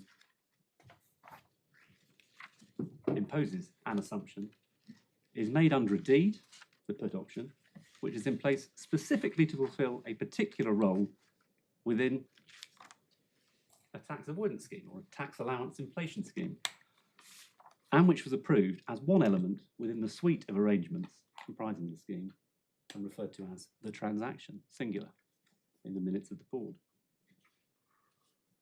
And it's a scheme which sees the taxpayer ending up with nothing, not a single additional capital asset, not one extra milk bottle relative to where it had been prior to the scheme. In that sense, it is an extreme scheme. In BMBF, they got a pipeline. In Tower, they got some software. In Ensign, they got some film rights. In this case, nothing. The cupboard is totally bare. In making the payment, they weren't getting anything that they weren't already using and hadn't already owned just a few days earlier before entering into the scheme. How realistically viewed is that expenditure on the provision of the plant? It's not. Realistically, it's expenditure on the implementation of a tax scheme. How is it wholly or partly for the purposes of the qualifying activity? It's not. The qualifying activity didn't need to divest itself of its assets for a brief moment and then get them back. The sole purpose. Mr. Davey, that makes a good rhetorical soundbite, and it's the kind of language one often sees in the cases. But I mean, if we're starting off, as I'm repeating myself, in a situation where you've lost on ground one, then you've got to reacquire the assets if you want to use them in the business, and you've got to reacquire them in the real way by paying real money for them to the party which is now their legal owner. That's the purpose of the put option and the payment of money under it. So I'm just not clear really how this analysis is going to get off the ground. Well, Your Lordship is absolutely on point. Where I would take issue with Your Lordship is that Your Lordship says that is the purpose. Now I'm saying if you're looking at section 11.4 through in the right way, through Tower lenses, it isn't the purpose. That is not the purpose for the purposes of section 11.4. In a practical sense, that is not the purpose at all. The purpose of the expenditure is to implement the tax scheme. Yes, of course I have to accept that if one's lost on ground one. Well, in a way, that seems to be the big problem. At the moment, I'm finding it hard to understand how you can lose on ground one, but still get home on ground two. Well, in any situation, you're really trying to have the best of both worlds, aren't you, by still continuing to treat it as a preordained series of transactions for all purposes, even though ex hypothesi that didn't get you home on ground one. No, I'm absolutely not, my lord. What I'm trying to do is work out what this statutory provision requires in the Okay. context of these particular facts. In my submission, in any situation in which you've got expenditure, Yeah. there are potentially a number of answers to what its purpose was. An example in fact, the example I heard on the radio last week, it was a political programme, and someone asked what the purpose of the UK's increased military expenditure was. Okay?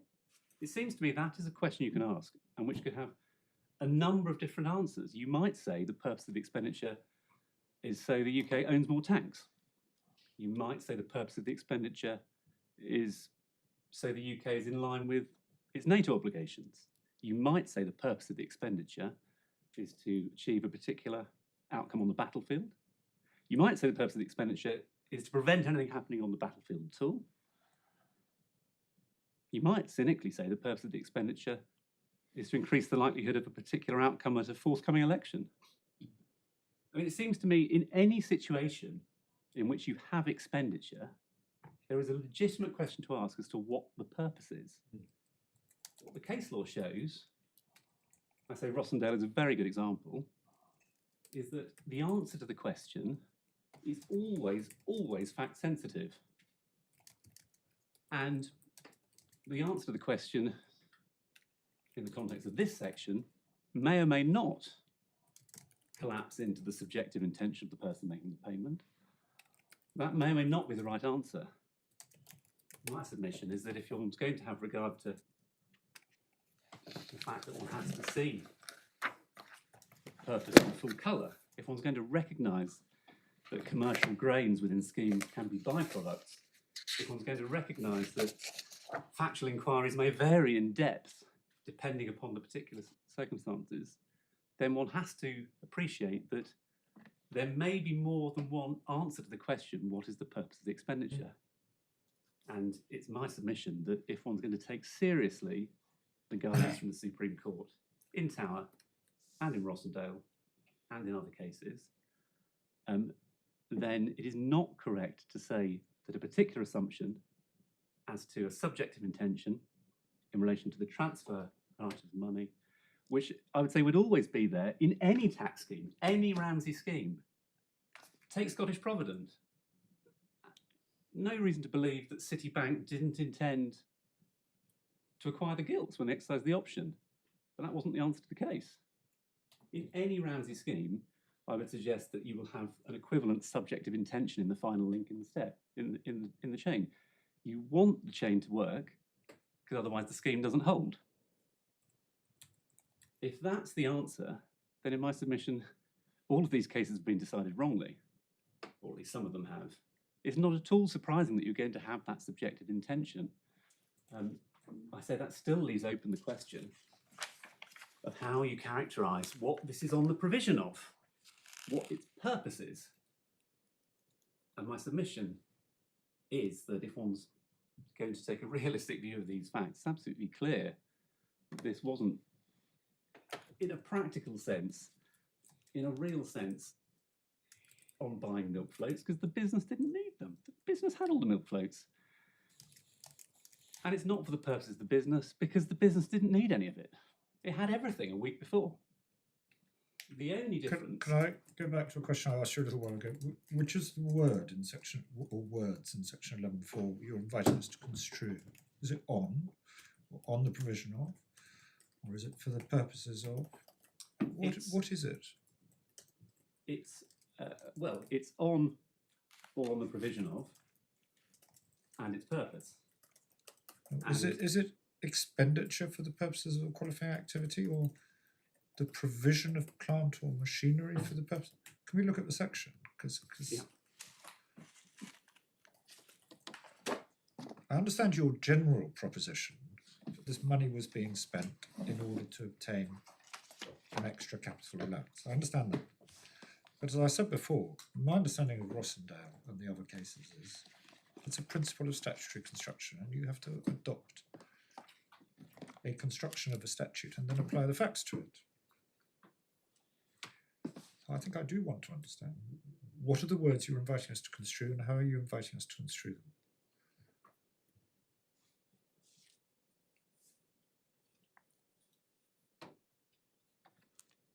So the words I'm inviting the court to construe are on the provision of, On the provision of. and my submission is that they are to be given an unblinkered, practical, real-world, context-sensitive meaning, and that will vary between cases. What is the meaning? What is the meaning of on the provision of? Well, the meaning of on the provision of is to, well, it's to incur expenditure on something. The question is, what? I thought your case was that it was all about purpose, because that's why we get into subjective and objective, and why we have the It's assumptions. both. Our skeleton refers to on the provision of and purpose, and my submissions are both in respect of on the provision of and purpose.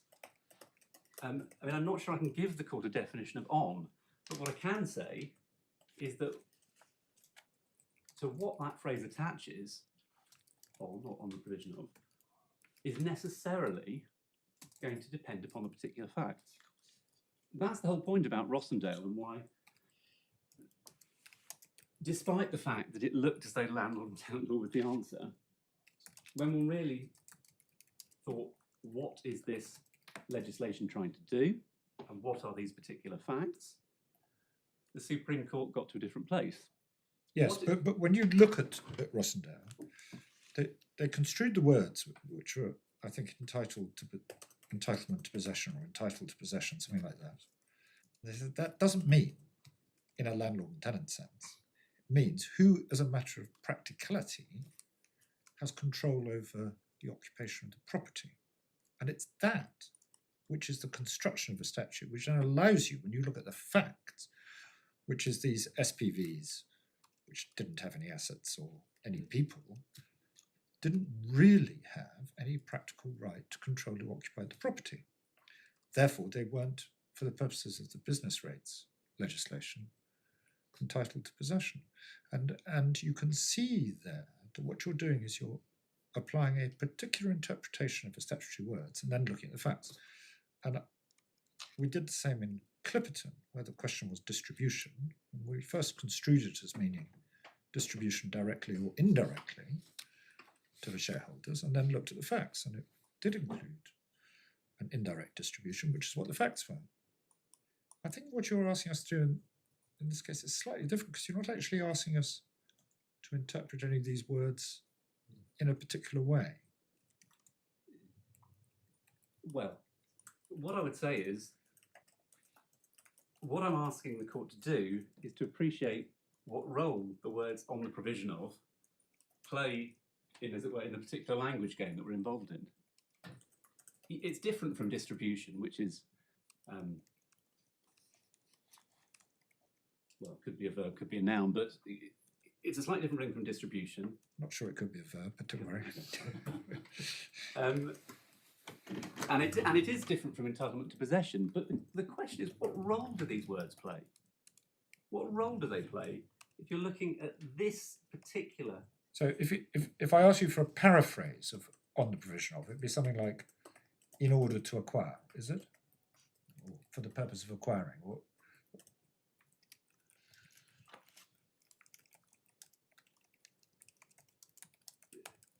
the only reason I hesitate, my lord, is because whatever paraphrase you give of those words, my submission is you might have more than one answer. well, I understand. What drives the answer? What drives the answer in this particular case is not actually because one's seeing a concept awry in the way that some concepts are seen awry in the case law. It's appreciating on these particular facts what work is Parliament intending those words to do. So it's not really a definitional point, it's more what role do those words play. I mean, I gave the example of the military expenditure. The court may or may not like it, but the point is, I would suggest there are many, many, many ways in which one could answer that question. Which is right or wrong will depend upon a particular context. It's not really about definition, it's about the role that the words play married up with the fact pattern. No, I'm not Well, trying to be awkward. I'm not trying to be awkward, but what is the answer? I mean, take your military expenditure example. I agree with you that if you ask why has the Ministry of Defence spent £100 million on some new drones, you can answer that question in a number of different ways, all of which are true. It spent the money to acquire the drones. It spent the money on the drones because it wants to increase its expenditure for political purposes, or to meet its NATO commitment, or to help Ukraine, or for other reasons. They can all be true at the same time. And in the same way, why can it not be true at the same time that the purpose of these companies paying the money due under the put option is both to reacquire their assets which they need for their business and to generate a capital allowance? I mean, as a matter of fact, that seems to me to be what one would expect the answer to be. And then that raises the question, well, if you have both those purposes, how do you choose between them? Well, the answer is because we know from the guidance of the House of Lords and the Supreme Court within the Ramsay vein of authority that what you're endeavouring to do is pick out the relevant fact. You have a fact pattern with a number of different items within it, and you're always trying to pick out what is the relevant fact, and you do that having regard to what Parliament can really have intended using these words in this context applied to this fact pattern.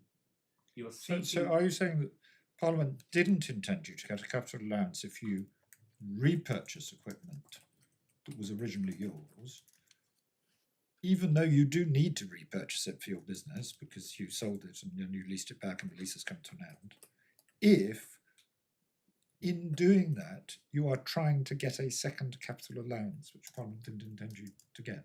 Not quite a lot to read into the word on. Well, I mean, I certainly would agree with that. I'd express it in the way that I've expressed it. Before the scheme, they've got the milk flakes. After the scheme, they've got the milk flakes. I understand all that. And if you're asking the question, taking the scheme as a whole, what did they get for their money? The answer is they didn't get anything because they had the assets and they ended up with the assets. Now, I understand all that.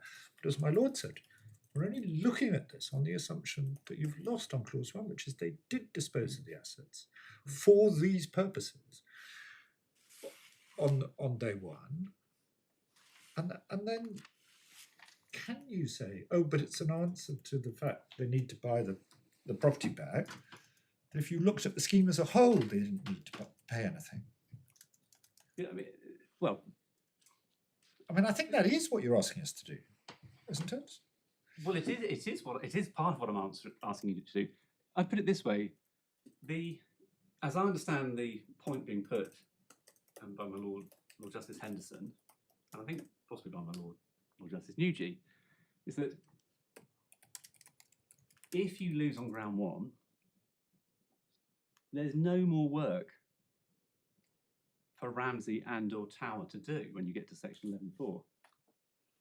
I said that is absolutely incorrect.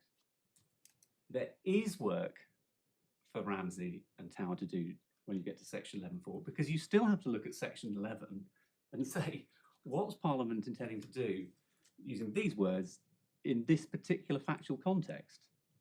I would suggest plainly they're not intending for these arrangements to succeed. It'd be bonkers if that's what Parliament has intended. But I don't just say that as a jury point. I say that on this language, you have to ask, what role are the words on the provision of and the word purpose, what role are these words playing when you're looking to ascertain the relevant facts in the context of this section and these facts, and against the backdrop of what the Capital Allowances legislation is trying to achieve, i.e. not to overstate profits, not understate profits. It's my submission that what you'd be doing is trying to get, well, recall that you're in the real world, not the world of make-believe, and recognise that the phrase on the provision of plays a particular role within this language game, if I can call it that, and it's not a role which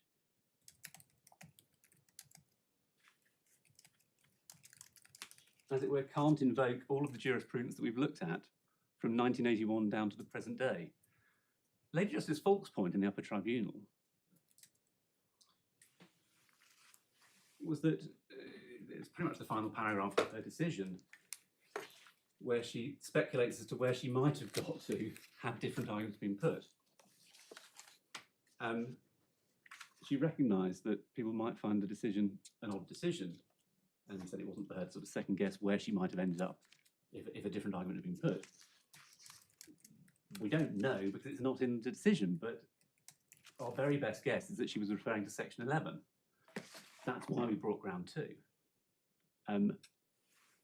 If Lady Justice Falk's instinct was that there was more work to do beyond the point that was being put at the time, if that was her instinct, then I would say it's the right instinct. There's no reason why the fact that one goes down on the question of cessation of ownership, means that all bets are off for any other part of the legislation when it comes to recognising the Supreme Court. The Supreme Court in Tower have said how Section 11.4 works. They've said you have to factor in the surrounding circumstances. And it just doesn't logically follow that if you lose on the Section 61 point, that suddenly you get to Section 11 and you jettison it all. You don't. You start again. I have to, but I happily take on the point that they've ceased to own the asset. The question is what you do with this fact pattern and these words when they pay the money under the put option. Of course they subjectively intended the put option to work. It would be mad if they didn't do. They wanted the scheme to work. But what's the answer to the question, what's this on the provision of? The answer is it's on the provision of the scheme. It's not on the provision of the plant or machinery.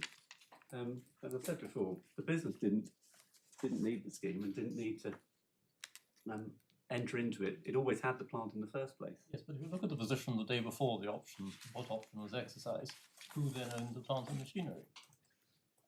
Answer, the bank. Okay, but one still has to put option then is exercised, gives right to a legal obligation to repurchase it. Yes, so the question is... We're straying into cloud cuckoo land, aren't we? If we say that that's not just a straightforward transaction of a purchase of assets.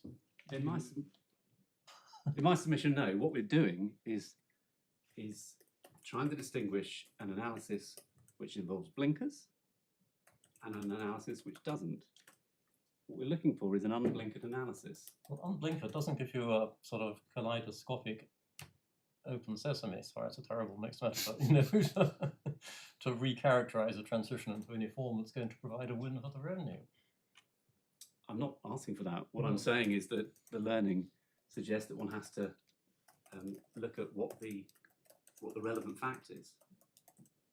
Okay, well the relevant fact is that the company, having embarked wisely or not on this particular scheme, has got to get the plant and machinery back if it's to carry on running its business, and that is the overriding imperative at this stage. Not to mention their legal obligation under the put option. Well, one can get overcomplicated, can't one? I mean, why should one be looking for explanations beyond the absolutely obvious ones? That is what they have to do in order to get back to where they were in the first place. They should, maybe were quite wrong to go down this tortuous path, circular, preordained, and all the rest of it.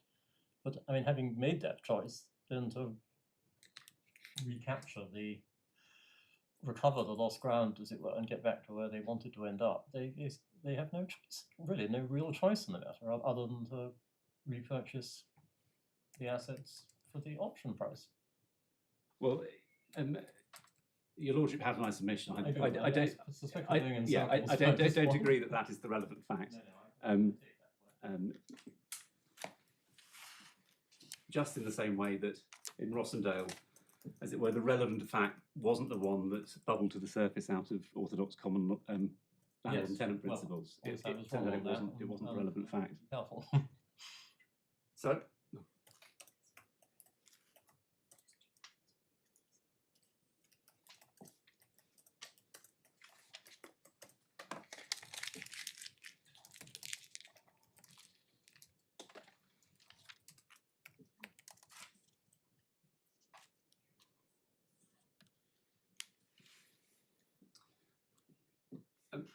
I've been addressing the court in relation to on the provision of, and I sense I've been slightly frustrating His Lordship, Lord Justice Nugee, in not giving a definition of on the provision of, but I'm trying to make the point that I'm not seeking to.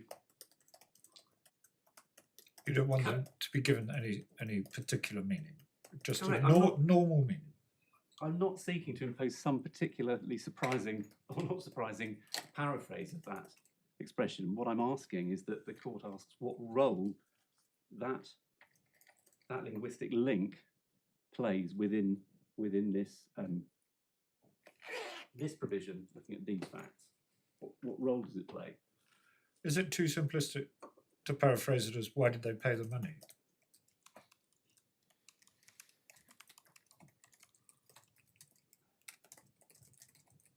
I mean, I think that's not a bad question to ask. Now, Well, I would have thought the answer to that is they paid the money to get their assets back, and the reason they wanted to get their assets back was because they wanted to carry on business, and the reason they had to pay the money to get the assets back is because they'd gone into this elaborate, complicated tax mitigation scheme, and this particular bit of payment to the money was designed to give them a capital allowance. But those are all explanations of why they paid the money. How do we, out of that collection of reasons why they paid the money, how do we select one rather than the other for these purposes? Which that's what we have to do. Your Lordship said whether it was too simplistic to ask the question. I said it's not a bad question to ask, and I made some sort of head movement. And the reason I did that is because it is a case in which I said there's more than one potential answer, and which the right answer is will depend upon what it is that the statute is asking you to focus on. And what it is that the statute asks you to focus on is going to be a combination of the purpose of the regime, and you have my submission that the purpose of the regime is to try to get to articulating the true profits, not overstating, not understating. It's recognising the reality of a certain facet of business, which we went through. So I say to get to the right answer, one has to understand what the purpose of the regime is. You add to that the guidance from the very highest court in this country as to what you do when you get to section 11.4. I maintain my submission that the fact that one has lost the cessation to ownership argument doesn't suddenly airbrush those two elements. One then gets to 11.4, one appreciates and recognises that there is more than one potential answer to the question or questions that the legislation poses. One appreciates that in any scheme, that subjective intention is going to be in place in relation to the final element of it. And one asks whether that therefore means that this is the sort of expenditure that Parliament is looking to allow to fall within this section. How would you characterise expenditure that Parliament didn't want to fall within this section? Expenditure on assets that you previously owned, or expenditure that's part of a tax avoidance scheme? I mean, it comes close, I think, at times, your submission to saying that pre-guard you can apply a sort of general anti-avoidance interpretation to statutes on the basis that Parliament couldn't have intended somebody to get two allowances. So expenditure that would lead to a second allowance can't have been what Parliament intended. Is that what you're saying? No, that's too broad, my lord. In Rossendale, the Supreme Court was keen to preempt the fact that the way they were articulating things might not always apply. Yeah. And I'd make the same point here.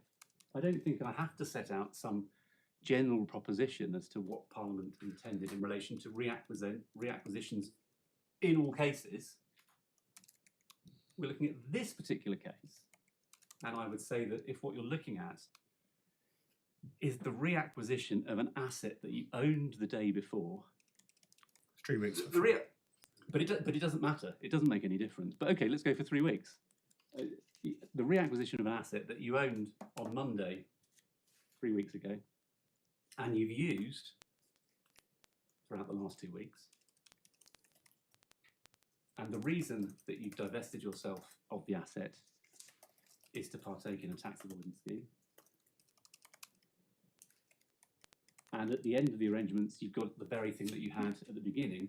And importantly, it's not an asset that's depreciated. It's not that you need to get a new asset or you need to mend the asset. It's in perfect working order. So there's not the usual capital allowances element of something that's wasting away and you've got to do something with it, or you've got to send it to the garage.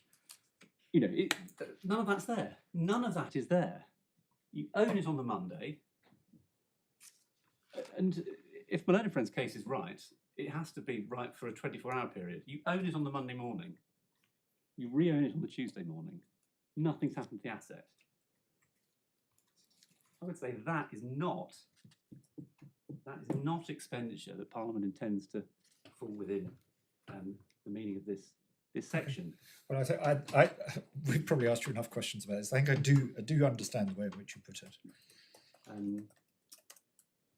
We haven't said much about purpose, but I hope that the court has my case on purpose. In other words, I say that the place where the court should land, I say one can get there via on the provision of, or one can get there via purpose. I'm not going to repeat the submissions I've made on purpose, but there's the point that to ask for the purpose of the expenditure cannot take place in a vacuum. It's really to ask why the put option's in place at all, and I've given you my answer to that, and or to ask as to the purpose of the payment under the put option. It does not just reduce down to what it would be asserted by the person who makes the payment was the purpose. It's Millet's Vodafone point. You have to factor in what is an inextricable, well, you don't have to, but you can factor in what is an inextricable and inevitable consequence, which is more than merely incidental. I mean, there is nothing incidental at all about where one ends up. It's the very thing that they're aiming for. So I haven't been trying to be difficult in resisting giving a definition of on the provisional or a definition of purpose, because my point's a slightly different one.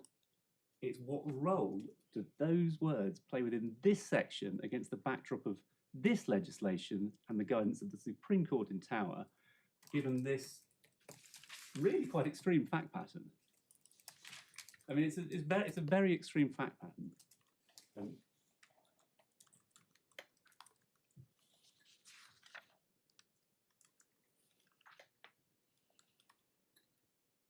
Did that answer my Lord's question? Thank you. Yes.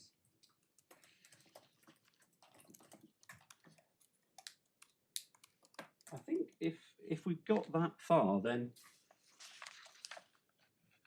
the court will be very pleased to hear that I have all but finished. I mentioned 5 sections when I began. But the fifth one was miscellaneous. The fifth one was miscellaneous. Having reflected over lunch and, so far as possible, multitask in the course of this afternoon, under miscellaneous, there is really, I think, only one point I've asked to address the court on, and I hope I can do it within 5 minutes. If that's... Yeah, that's fine. But Yes, it can't be more yes. than 5 minutes. 5 minutes maximum. I'm grateful.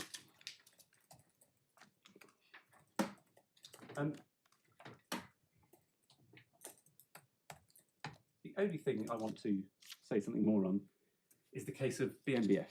Yes. And the reason I want to do that is because it's a case by which the taxpayer sets a considerable amount of store. The nub of the taxpayer's position is as follows, and I'm reading from 46.1 of their skeleton. In BMBF, as in this case, the taxpayer had incurred expenditure in return for an asset for use in its trade.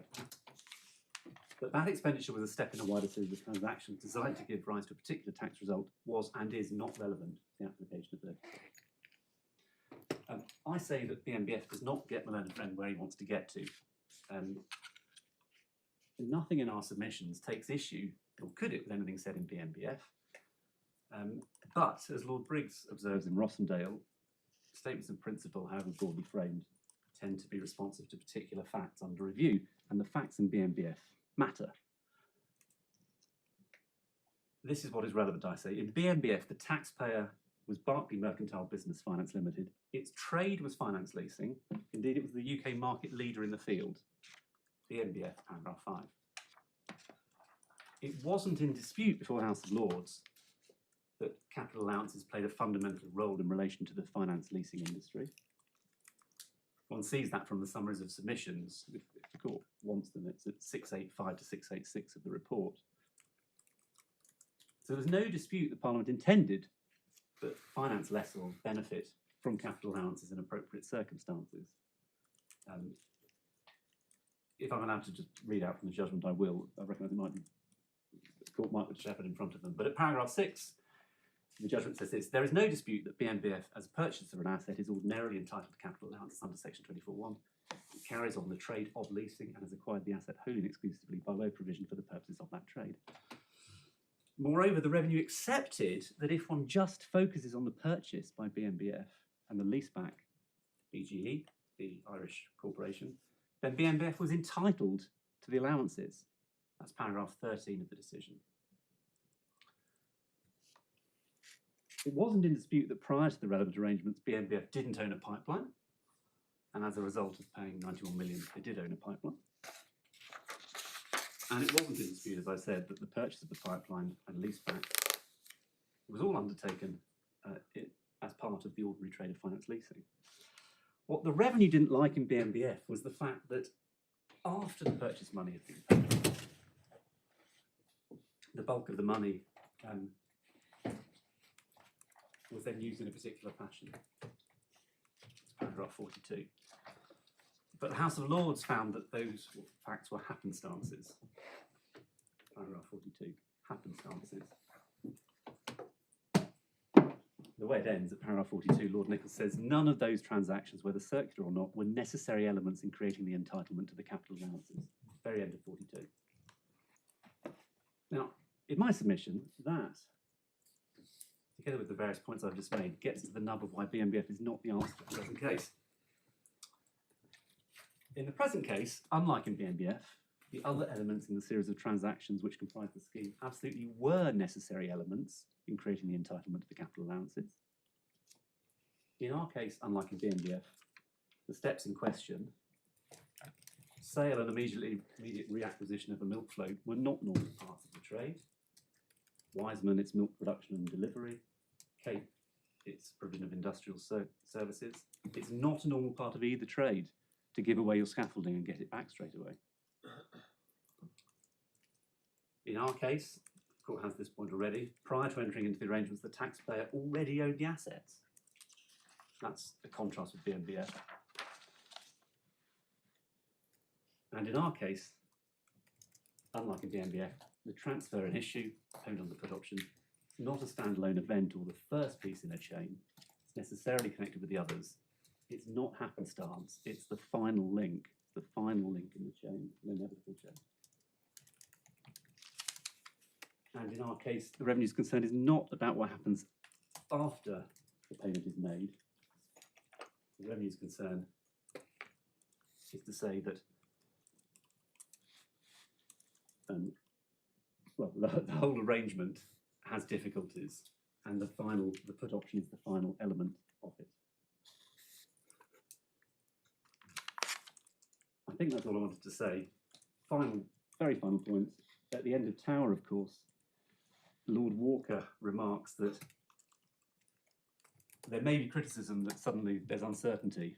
We've got BMBF, we've got Ensign, now we've got Tower, but any uncertainty arises from the ingenuity of those seeking to test the limits of the capital allowance legislation. And I say this is another case which seeks to test them. For the reasons I've given, I say that it doesn't succeed when it comes to the content of grounds. Thank you very much. 10:30 tomorrow.